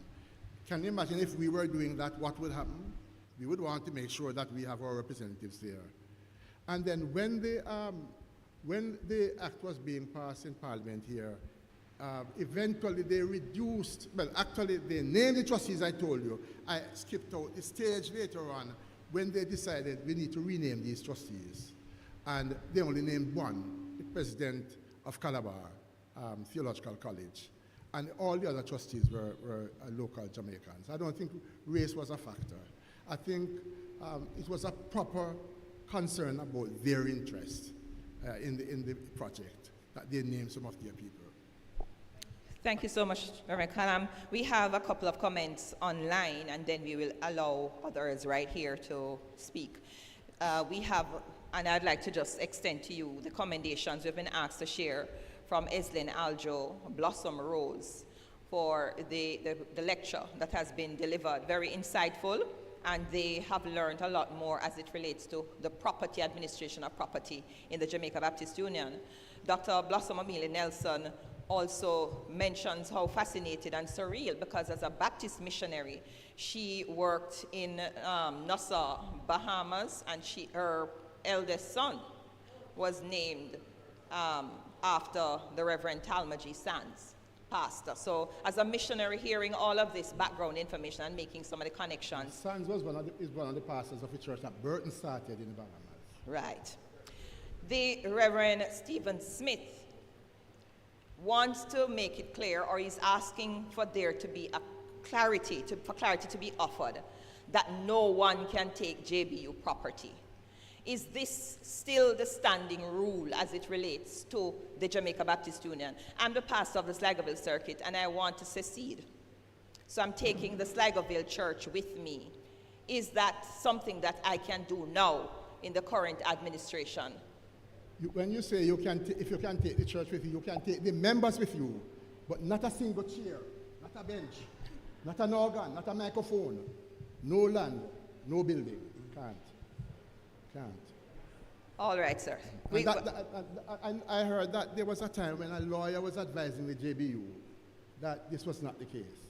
That is why we decided a few years ago to try to get a proper qualified lawyer to advise us so that we know what we are doing. But the fact of the matter is that from I was young in the JBU, Reverend Gibbs and Reverend Mackenzie told us.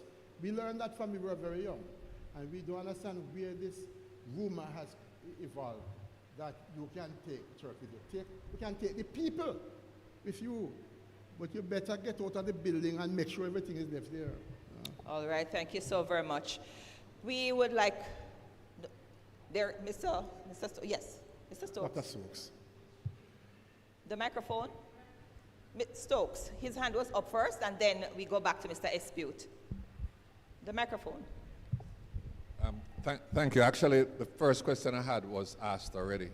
And first of all, thank you very much for a very enlightening discourse. I think those of us who are enamored by the Baptist Church tend to forget how rocky it is and how difficult it is, you know, and so I thank you very much. Thank you very much for that. Before I ask my question, I'm hoping Dr. Emile Nelson can clarify whether she went to the Bahamas or the Turks and Caicos Islands, or what the connection is. She's online, so I'll allow her to do that. So with due respect, allow me to push back a little bit on the idea that race wasn't involved. And not to say that they were racist, but to say that when you have Filippo referring to agents, it betrays a certain less than-ness, which I think would have figured into the thinking of who do we put in charge of this asset. All right, I'm not saying it's unreasonable. I'm saying that even if you take race out of it, the idea of other persons than ourselves being in charge of an asset, whom we may not think have capacity to run it, but might have come into play. Let me just leave that with you. I think it's a little too clean to say that race was not played a role, none at all. I was referring to the Spanish Town case. I was talking about the principle of naming the trustees. And I was arguing that any group of people with managerial responsibility, naming trustees for projects that are under their purview, have a right to have people from among them being included, and they were in minority numbers, right, in the list of trustees. That's what I meant. Right. In terms of the case in Spanish Town, I refer to Reverend Bowles' discussion of the complexity of the racial issue. Some racial issues are there, but they are very complex. And Carly warns against taking an easy way out. And maybe I was kind of taking it too easy on the side of they may not have been racist, but they were conscious of who they were. Yeah. Yes, all right, thank you very much. And I wonder, and I don't know if you can be helpful with this, what route the Methodists took, or for that matter, the Catholics in Jamaica. I don't know if you know. Well, I mean, what? When Peter responds, he could address that. So he says trustees, not a, okay, which is interesting based on what you. Well, remember that the church order within the Episcopal churches and the Methodist connection, church order, is different from the Baptist. Yes. Do you use terms like the autonomy of the local church? Or you say local congregation? Huh? He's going to ask about that. The last thing I want to, I know quote-unquote Baptist churches, and I see them, and they are not part of the JBU, and I'm wondering if at the time of incorporation, if there were no intellectual property issues with using the word, the term Baptist. Or you can, don't leave our furniture, go next door, you can call yourself Baptist, but leave the bench in the pews. Is that what? Well, I mean, no, in terms of the word Baptist, Lord have mercy, you know, I have visited Baptists all around the world. Baptists have the most crazy names, you know, all sorts of names. There was a church out at the road going up to Dovecot. I don't remember the name of the road. It used, and I was passing there some years ago, and I didn't have my camera, and I have never forgiven myself for not having. It was called Church of God in Jesus Christ Junior. Church of God in Jesus Christ. But the Baptists, 2 pods in the Spirit Baptists, Primitive Baptists, there are about 36 tribes of Baptists in the U.S., and they have numerous names. Anybody can form a church and just say we are Baptists, even if they don't baptize. Even if they don't baptize. And I mean to say don't baptize at all, neither infants nor adults or whatever. They can call themselves. The name is out there and it's free for anybody to appropriate. And some have appropriated the name Catholic too, in the same way, in other countries. Not here. I'm not aware in Jamaica, but elsewhere.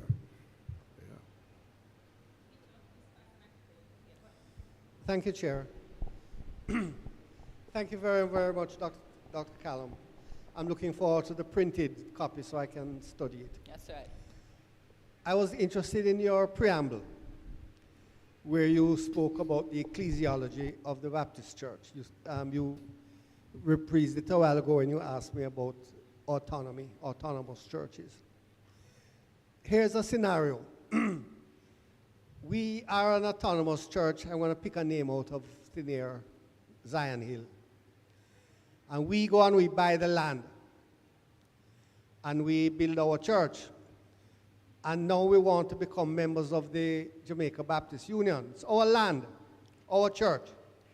But we are now asked to contribute our land and our church into the union to be registered as JBU property. And then 20 years later, we want to come out. So you're saying that the individuals can leave and form. You're free to come out, but the property remains. Our property which we put into the union, we can't get it back. No. That sounds very Catholic to me. I mean, as I say, I'm interested in the ecclesiology of it, where instead of being particular churches, autonomous churches, you are now centralizing.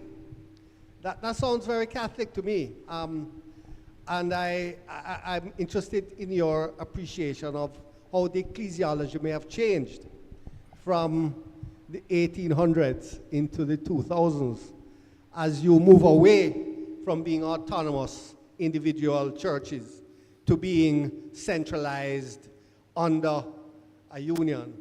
Okay. Even though you did not seek to register the Baptist denomination as a corporation sole, which is what the Catholic Church did in the 1950s or 40s. We had trustees before, and then they kept dying and had to be replaced. And then ultimately, the decision was taken to form a corporation sole with the bishop being the person involved, which will change when the bishop changes. But as I say, the question interests me with the ecclesiology, how you're becoming more Catholic, it seems to me. Actually, I'm very happy that I'm able to answer the question. When the World Council of Churches study on ecclesiology was being done, I was for 5 years a co-moderator of the study. And I was expected to interpret the Baptist position for the study that was being prepared. I was able, fortunately, to go back to the original documents of the Baptist Church in the 17th century to show that while the expression autonomy of the local church meaning local congregation, was used, it was used within a context before the Enlightenment. It was before the Enlightenment. Please remember that. It was before the Enlightenment, and therefore it was not autonomy that as understood in 18th century Europe.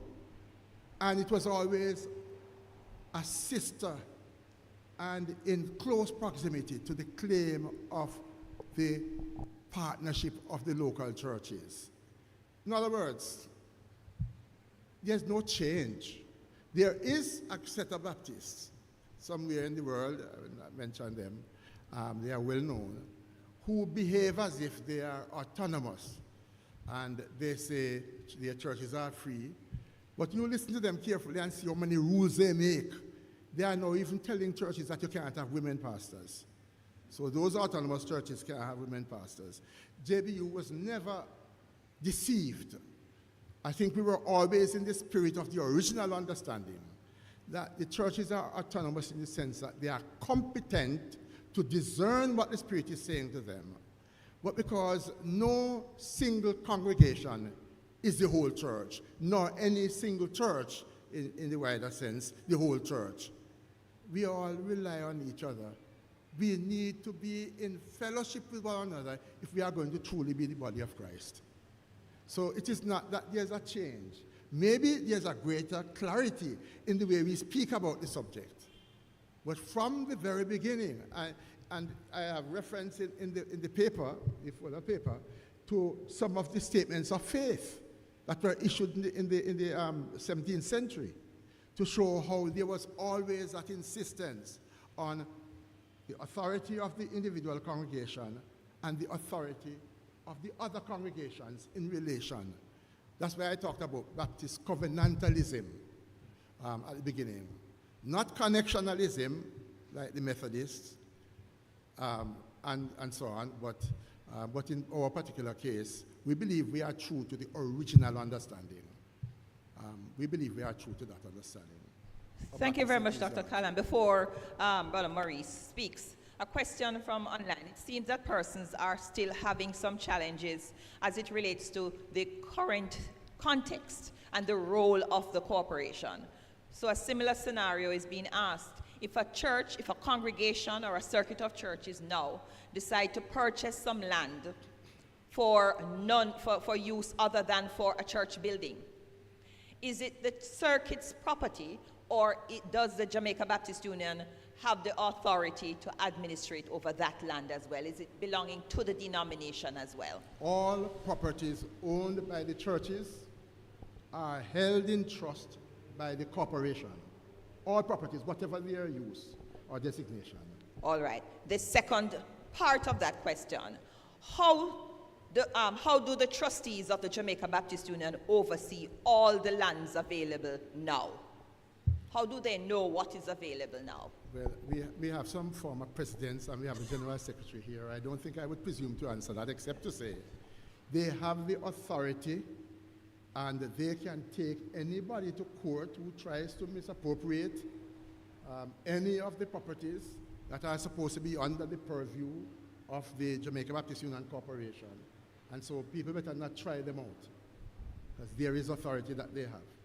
I'm afraid this is, the Incorporation Act says properties owned and to be owned. Thank you for that. Owned and to be owned. Thank you so very much for that, Dr. Callam. Mr. Jones and then Reverend Shireen Abrams.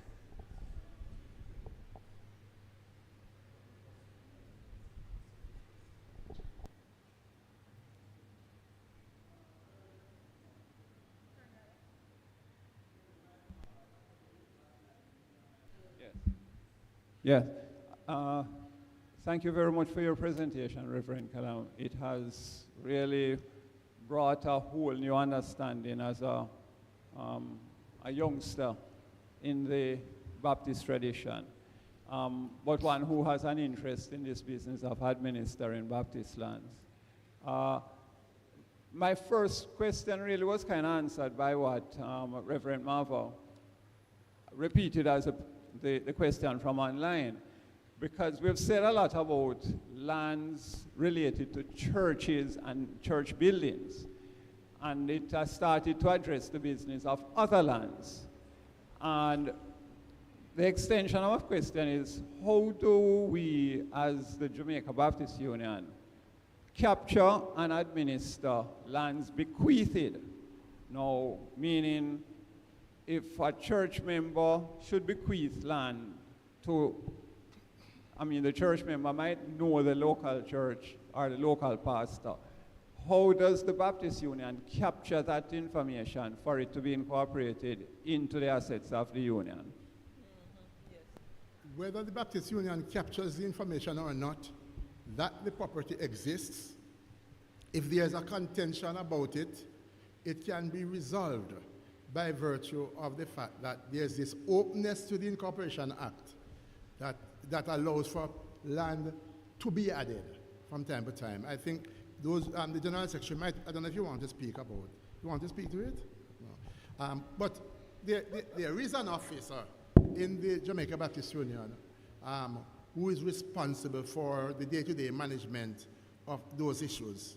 I am not clear myself that over the years, the JBU has taken sufficient care to ensure that the items are, all the items that are being secured now are listed.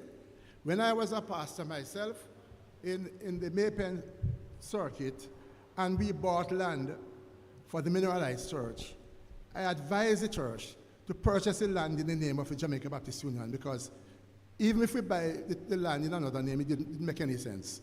So I know there are certain people who are doing that. They are securing land in the name of the JBU, handing over the title to the JBU office. Because effectively, as long as the JBU is holding the lands in trust for the churches, it's doing the right thing. I'm afraid I did not design this thing. I'm just telling you what the reality is. Is that a follow-up, Reverend Eugene? All right, so we'll take Reverend Yield. Okay, go ahead. Thank you, Madam Moderator. Reverend Callam, just a scenario, sir. We're in, well, when I arrived at a certain circuit, I met a group of individuals who were worshiping in a certain place. By then, the moderator had allowed them to formulate a company to purchase lands. So the land was now in a company called so-and-so company. I recognized the trouble, and I pushed a little bit to ask for them to turn the properties over to the Jamaica Baptist Union. And the shareholders of the company said no, they wouldn't do so. And so I left that place very tentative and nervous. Since they have fired me, and I'm elsewhere, that church has become a full member of the Jamaica Baptist Union. I am not sure, because I'm no longer the pastor and I'm not in the internal politics, whether or not that particular church, the lands came over from the company to the Jamaica Baptist Union. So we're in, let's say, that has not happened. Where would we be in such a situation?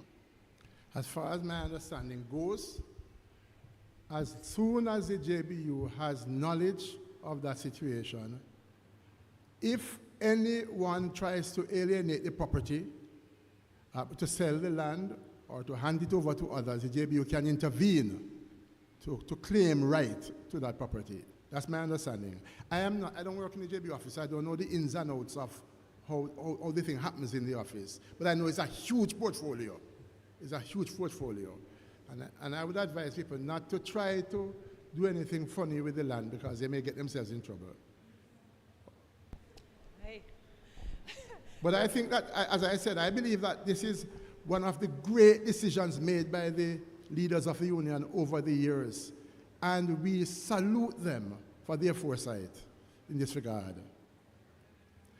If you want to become a part of a JBU, read the Constitution and understand, and I think every effort should be made to alert those who are asking to become members of the JBU to understand what it means for their property. Yes, sir. Reverend Callam, I think you just touched the critical point there. What's the process of becoming a member of the Jamaica Baptist Union? And in that process, is it just you come up Sunday morning to the assembly and shake hand and you are a member of the Jamaica Baptist Union and that handshake comes with the legal ramifications, or is there somewhere in the process of becoming a church, a recognized church within the Jamaica Baptist Union, you are given walkthrough, or perhaps even you have to sign this contract to say that you are a member and you bring the property and it's now the JBU's? I have never superintended that process, but I imagine that there is a lot of consultation. Remember that when a church applies for membership in JBU, they have to have recommendations from churches in the vicinity, recommendations from the association. There are all sorts of opportunities for there to be the exchange of information and conscientization so people know what they are doing, what they are getting into. But I don't know actually what happens. But that, I expect that that should be possible. Can the General Secretary assist us with that? The microphone. All right, come Madam Jensen. And then Reverend Abrams.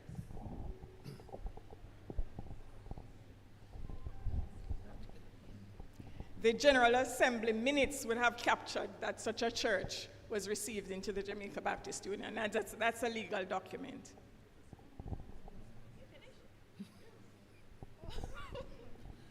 It's not the handshake.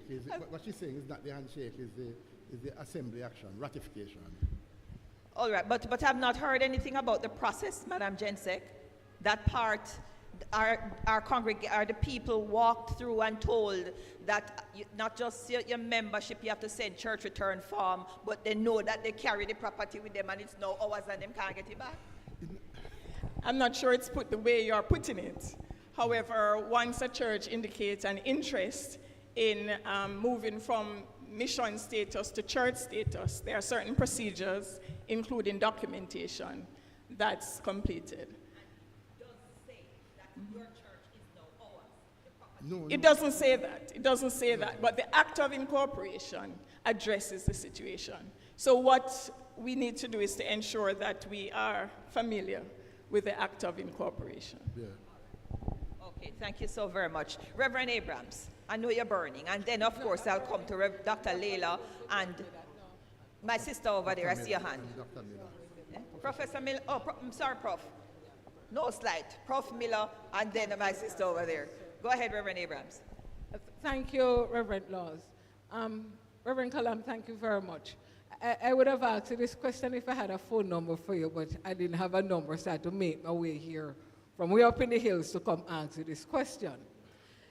Sir, there is a particular circuit that I'm familiar with, and there is an issue there that the nature of it is that there is one of the churches that has been around for probably over 20 odd years. And that church has gone through a whole some serious stages in terms of development. So where it is right now is that it's built for probably 150, but there is only 2 persons in the church, right in the middle of a well-built community with all facilities right in the middle of the road. And so I would have been asking myself, what was the problem with this church? Anyway, the long and short of it is that the little historical study that I did revealed that at some point in time in this church's life, help was needed, pastor couldn't manage, so somebody recommended somebody with some kind of background, and they came. But what they did was that they weren't Baptists. So the long and the short of it, when they left, the building was still standing, but the persons in the church went with this individual who was a non-Baptist at the time. Herein lied the problem, because the Jamaica Baptist Union has this church with serious piece of land right in the middle of a community, well-known community. There's a Baptist church there, but there's no Baptist witness. And it's one of the most difficult things for over 20 odd years to build back that church, even to say a membership of even 10. It created a problem in my mind because I'm able to make a link somewhere else. But the question I have for you, sir, in relation to the presentation and your wide knowledge, what happens, because in the presentation, it is a situation whereby you have a church, a Baptist church, you have differences of opinion, persons can take the membership, but they have to leave the church building. So the understanding is the members who are legitimately Baptists or want to be Baptists, they will stay, oftentimes in the minority, and those who want to go their way, which is oftentimes the majority, they can leave and get land. But what happens if it is the reverse?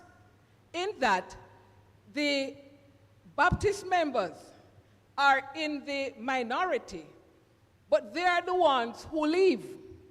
And they leave the church building with the benches and the pulpit and everything.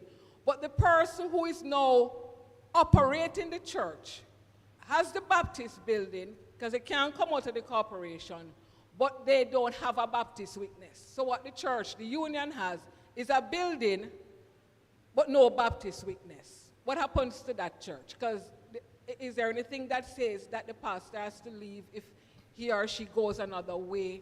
What happened in that scenario when the union has a church, but no Baptist, no witness, and the person who is operating the Baptist church, using the amenities and everything, doesn't have a Baptist witness or a Baptist affiliation, but is conducting church in the Baptist church? In my opinion, that a matter like that should be brought to the attention of the union so that it can be addressed, and some resolution can be arrived at. That's all I could say. That should be brought to the attention of the JBU so that they will address it. Because that is not a tenable situation. It shouldn't be continuing at all. Dr. Liele, then Professor Miller.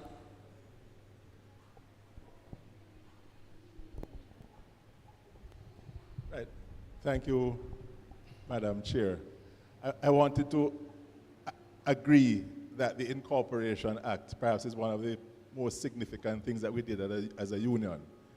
And I wanted to use an example. Some years ago, when I served in the mission agency, there was a church in St. Thomas called Grand Spen Church. It was a revival church, and the pastor was now old. And the congregation felt that they needed to be under some umbrella to protect the future ministry and to secure the future of the church. Mm-hmm.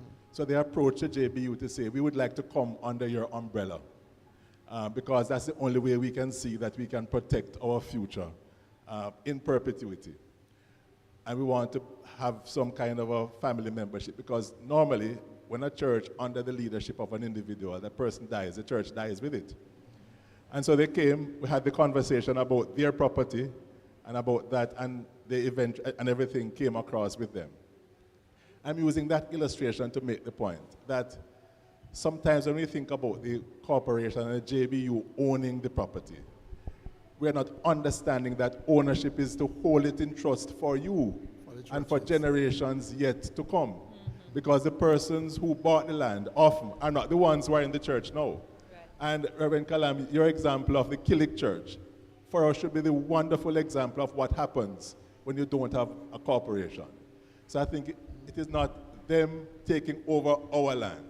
It is a body holding the property in trust so that all members of the church now and in the years to come will have the use of it, and it will not go with some errant deacon or errant pastor deciding to cut it up and sell it and buy it and do all kinds of things. So I think that is how we have to appreciate it. Absolutely. Thank you so very much. Professor Miller?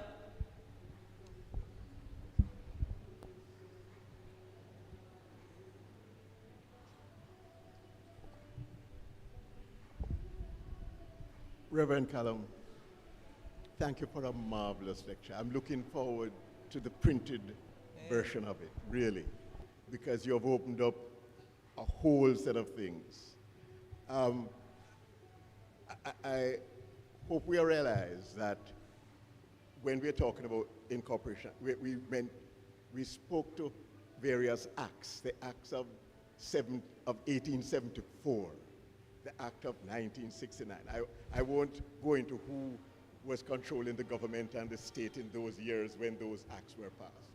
But it was, I don't know what to call it. I served in the Senate for 5 years.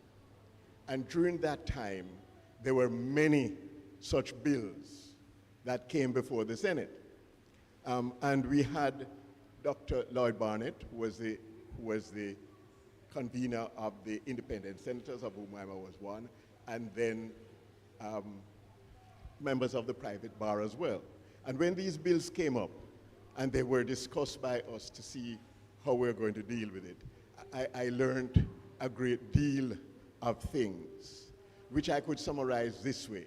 We are not only dealing with Baptists, we're dealing with the laws of Jamaica. And the fact of the matter is that there's a difference between those churches that were state churches, namely the Anglican Church and the Presbyterian Church, which is dealt with in a different way from the other denominations. The Catholics solve their problem in a different way. But I just illustrate the point by saying this. The essence of the incorporation is in the Properties Act of Jamaica. Whatever is built on your property with your consent or given to you is yours, and it remains there forever. So you can do anything you want, but you can't trouble, it's not the building, you can't trouble the land and everything on it. Now, when it comes to questioning this one does that, there's a whole jurisprudence and experts of the law. So when these scenarios are put, they are dealt with by learned counsel and not by us working it out.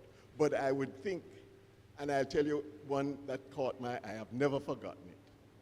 This bill was a bill that came from the Church of God of Prophecy, the pillar and the ground of truth without controversy, Keith Dominion Branch. It took me a while to unpack that, and it has lodged in my mind. In other words, we are dealing with the law, how it comes out. I don't know how you split the pillar and the ground of truth and then get no controversy, and then get a branch and a name of a person. But anybody who owns that now owns it in perpetuity. I also say this as a young member of Bethel. I was astounded that when Bethel decided to join the JBU, a set of members departed. And I didn't quite understand why they left. I only know that they left and some of the issues. But it's only going into the Senate that I realize what are the issues here with respect to matters like property. So I'm saying, remember, we are dealing with the laws of Jamaica and not simply the Jamaica Baptist Union. Thank you so much, Prof. My sister, my African sister there, and then Reverend Duncan. Before Reverend Duncan, one question from online. Go ahead, sis. Reverend Callam, thank you very much for the upshot you've given us of the historical of the... Could you put up, yes, turn it, right. Reverend Callam, thank you very much for the upshot you've given us of the historical Baptist in terms of property in Jamaica. I was brought up in a country where there's a lot of properties that are sort of delegated to individuals. My question is that sometimes when they're in trust, the trust members sort of die and the property sort of goes into disrepair, and the church themselves sell off these properties. Now, you didn't really touch on individuals sort of delegated properties and perhaps let it remain in their memorandum. For example, if an individual delegates their property to a particular church, for example, it goes into the Baptist Union. My concern is that whatever the person might say, the individual might say in their memorandums, for example, they would sort of say the property might not be sold, which sometimes it is sold off. You didn't really touch on that individual aspect. Can you just give us a little clarity on that, please? I think both of us are, I think a lot of us are trying to keep up with the accent, my sister. And so we did not hear you clearly. Could you just give us one line, what exactly you want him to answer for you? And hold up the microphone. Okay, the microphone, turn it on. If an individual delegate their property to their particular church and state in the memorandum that it's not to be sold, because very often I come from a country where there are a lot of trust and members are old and property getting disrepair and it's sold off. But if an individual state you didn't touch on individuals stating in their memorandum that the property is not to be sold, but it's to be used for whatever purposes they might indicate. What clarity is there? Can you sort of clarify that for us, please, in terms of letting the Baptists, leaving one's property in trust? All right, so let me ask you back. You're asking if someone purchases land in their name, a property in their name, and they are giving it to the Jamaica Baptist Union, or to the church, and they say it's not to be sold. Give me the rest now. What clarity is there? You know, because in my experience, the property might be sold off because it gone into disrepair or whatever. Ah, all right. So you want to know that if the property, even though there's a stipulation from the owner or the person who is giving it over to the church that says it mustn't be sold, once it gets into the church's purview and the Jamaica Baptist Union, if it overrides that clause that it must not be sold. That's what you're asking? Go ahead, Rev. It's not. It wouldn't be sold to the JBU. No. Okay, so a member of the Slaggerville church gives some property to the church, but they say it must not be sold. Yeah. Can the JBU sell it? I think the JBU would respect that. All right. Did you hear that, sis? That the Jamaica Baptist Union would respect those wishes. So. I would think so. That if it's not to be sold, it would not be sold. All right. Before we move on, there is someone online, Nicole Cameron, who is asking, does the Jamaica Baptist Union advise churches against purchasing property? So on the one hand, we're talking about purchasing and bringing into the denomination. Is there any place now under the Act of Incorporation where the trustees would say, or the denomination would step in and say, no, do not enter into such an arrangement because it might have some negative impacts, etc.? Is there any such?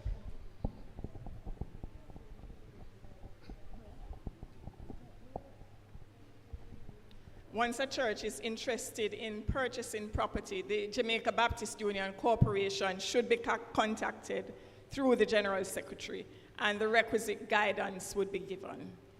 So once there is interest in any kind of sale or acquisition, the Jamaica Baptist Union Corporation should be written to indicate the interest, and the requisite legal advice would be given to the church.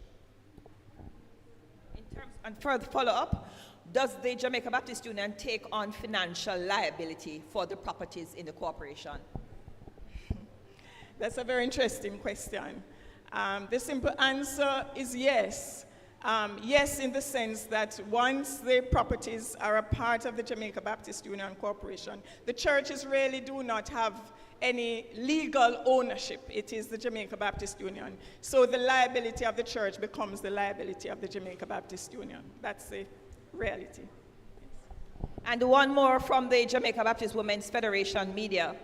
The Jamaica Baptist Union's constitution was recently amended, yet the trustees are primarily male, which does not reflect the demographics of the constituency. What action will be taken in this regard?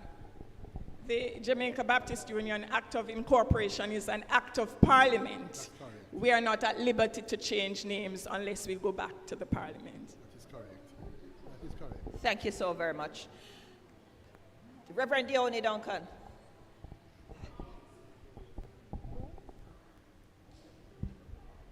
Oh, yes. Reverend Callam, it's a simple thing I'm trying to clarify. If the properties are held in trust by the JBU and there is a need for the monetization of assets, lands or building, the trustees meet and make that decision and then propose it to the church? Or can the trustee just make that decision to say, this is what is needed and we will go ahead to do that? Or is there collaboration between trustees and local church? I hope I'm clear. Yes, it's very clear. My understanding is that JBU is not in the business of selling land. However, if a particular church wants to alienate a piece of land in order to do something that is reasonable, they can request the permission of the union for this to be done by sending the appropriate communication to the JBU office, and the corporation will address the subject and give them a response. But JBU itself is not in the business of selling land. It's not just sale of land, sir, but let me say use of the land. So you're having the properties, the buildings held in trust, but they're just sitting there. And there is some idea or thought that these could be used to bring income into the union, not necessarily to sell, but so could the trust, is it a, no, that's not could. Is it a situation where the trustees can make that decision solely among themselves? Or is there always going to be dialogue between trustee and local church? I can't envisage a situation where the trustees by themselves would make a decision without any reference to the churches. I can't envisage that. So there's always going to be collaboration. I can't say that, but I say I can't envisage that. In other words, the land is in trust on behalf of the churches. It's not for the JBU administration. It's in trust on behalf of the churches. Therefore, I think that there would always be the spirit of dialogue between the corporation and the churches. I would think so. Before Reverend Rosalina comes, some of the lands that the Jamaica Baptist Union owns, or that is being held in trust, are not necessarily connected to a church per se, or a congregation per se. And in that case, with whom would the trustees consult? Let's take, for example, the lands in Nutshell. They want to hear it. The Nutshell lands. I imagine that any intention to sell a portion of the Nutshell land would perhaps arise in the Nutshell committee, and then they would write to the corporation to seek their advice on the subject. But I don't get the impression that the union would be acting unilaterally. I don't get that impression at all. All right. Thank you very much, Reverend Rosalina. Thank you. Thank you, Reverend Callam, for the presentation. I'm reflecting on autonomy. And my question is, to what extent do you think our understanding or misunderstanding of autonomy has resulted in a lot of what we're seeing, still resulting in a lot of what we're seeing? And could you offer us that section again, that definition that you gave on the autonomy of the local church? In 2007, I presented a paper on the autonomy of the church at a Baptist conference in Germany. Maybe I could, if I can find it, I could share it with you. It is a very problematic issue, the question of autonomy. And there are those of us who believe that you can only resolve it by going back to the beginning and by reflecting on the articles of faith that were established, that were agreed by the Baptists in the Netherlands, by the Baptists in England, and some of them were adopted in various ways by the Baptists in North America, which explain the terms, the doctrinal foundations of the Baptist Church. And as I said, Baptists are a people who, Paul Fides of Oxford, a noted Baptist theologian, has argued that the central notion in Baptist theology is not baptism, it's covenant. It's covenant. Baptists are a covenantal people. There are people who believe that whatever you are doing for Christ is done through collaboration and consultation. That is why, for example, in a single congregation, you don't just have a pastor. But you have other spiritual leaders, pastors and deacons, spiritual leaders who confer. Beyond that, you have the church council as also a body for discernment. And then beyond that, you have the church membership. The same thing happens at the translocal level.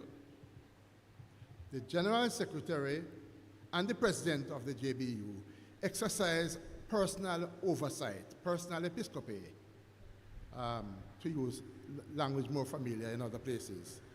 The executive exercises collegial episcopacy, collegial oversight, and the assembly gathered together, they exercise general oversight. So the tripartite expression is existing in our context as well. And all of this is because we are a people in covenant with God and in covenant with one another. We are not isolationists and independents. We are covenantal people. Thank you so much, Dr. Callam. We're about to wrap up as we close off for the night. And just 2 questions from online for the General Secretary to offer clarity to persons who are asking. Madam Jensen, could you please use the microphone? Is the church required to pay land taxes, and who pays, the Jamaica Baptist Union or the church or circuit? There is some allowance by the tax authorities for certain portions of land. I'm not remembering the exact amount now, that is used by the church to be exempt. But there are some cases in which the taxes have to be paid. And the second one, this person is asking for clarity. They have heard that some of the property at Nutshell in Duncan's has been sold without the JBU's knowledge or permission. Could you please clear that up for us? I strongly believe that that is fake news.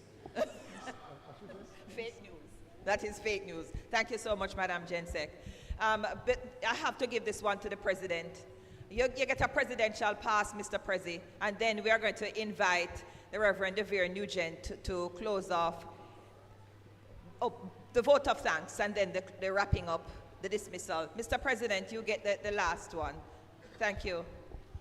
Thanks.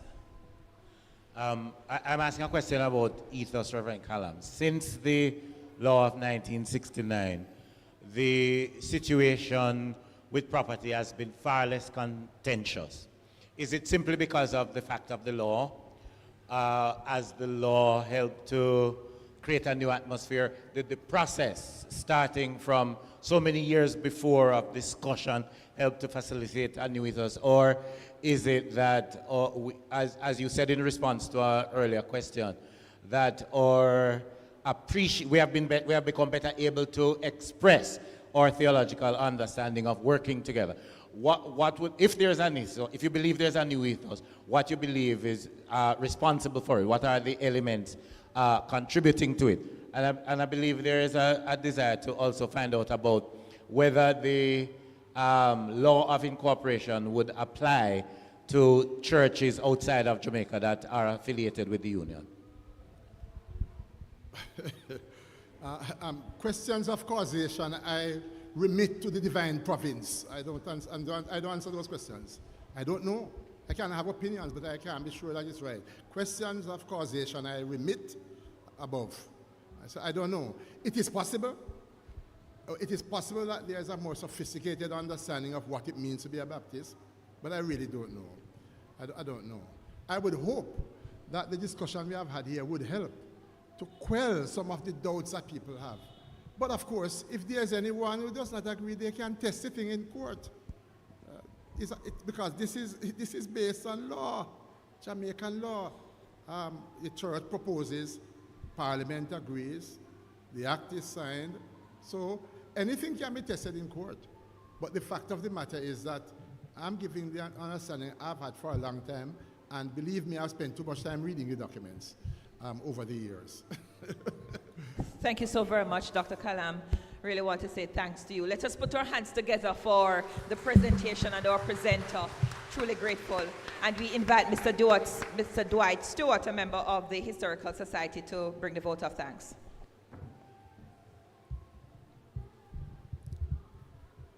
Ladies and gentlemen, brothers and sisters, it is my honor to express our deepest appreciation to all for making the 21st George Liele Lecture a resounding success. Indeed, the title of the lecture, of Church, Lands and Buildings, 19th Century Jamaica Baptist Story, you would agree with me that this insightful presentation delved into the historical aspects of the Jamaica Baptist Union, offering a historical insight into the role of the church lands and buildings in the denomination's development during the 19th century. The lecture's theme was aptly chosen to mark the 175th anniversary of the Jamaica Baptist Union, highlighting the significance of this milestone. And we are truly privileged to have had the opportunity to express and celebrate this important part of our history. We express our heartfelt gratitude to the Reverend Dr. Neville Callam. We've got to give him a clap for me, please. Our esteemed lecturer, for a comprehensive discourse. We thank you, sir, for the way you shared insight and your wisdom in answering the questions. Our appreciation also goes out to our moderator, Reverend Marvia Lawes, for her guidance and support throughout the lecture. To all those who participated in this afternoon's program, we say thanks. And I must indicate that Dr. Elaine Allen was caught up, and for that reason, she was not able to participate the way she was assigned to. But we want to say thanks to the Reverend Rosalina Robinson and to Dr. Frederica Fairclough for taking part in this evening's program.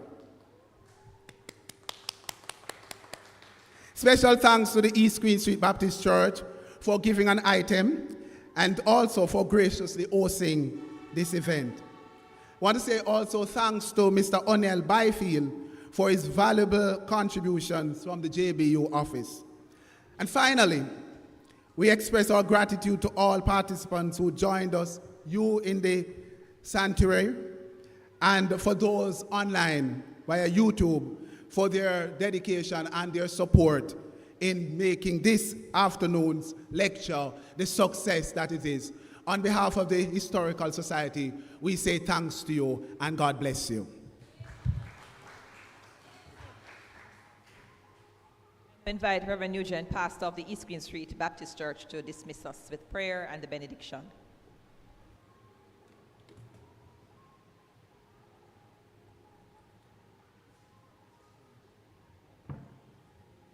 And the church say amen. And the church say amen. Amen. My family in Christ, before I pray, I just ask you to engage me in a pastoral or pastor's privilege to indicate to those of us that we are currently in touch with the First African Baptist Church of Savannah, Georgia. And they will be here at East Queen Street next year, June, the 8th of June, second Sunday of June, for a worship experience. More will be said about that, but I would want for us to begin to carve that into our diaries from this moment. Amen, church? Lord, on a quiet. Let's all stand for prayer.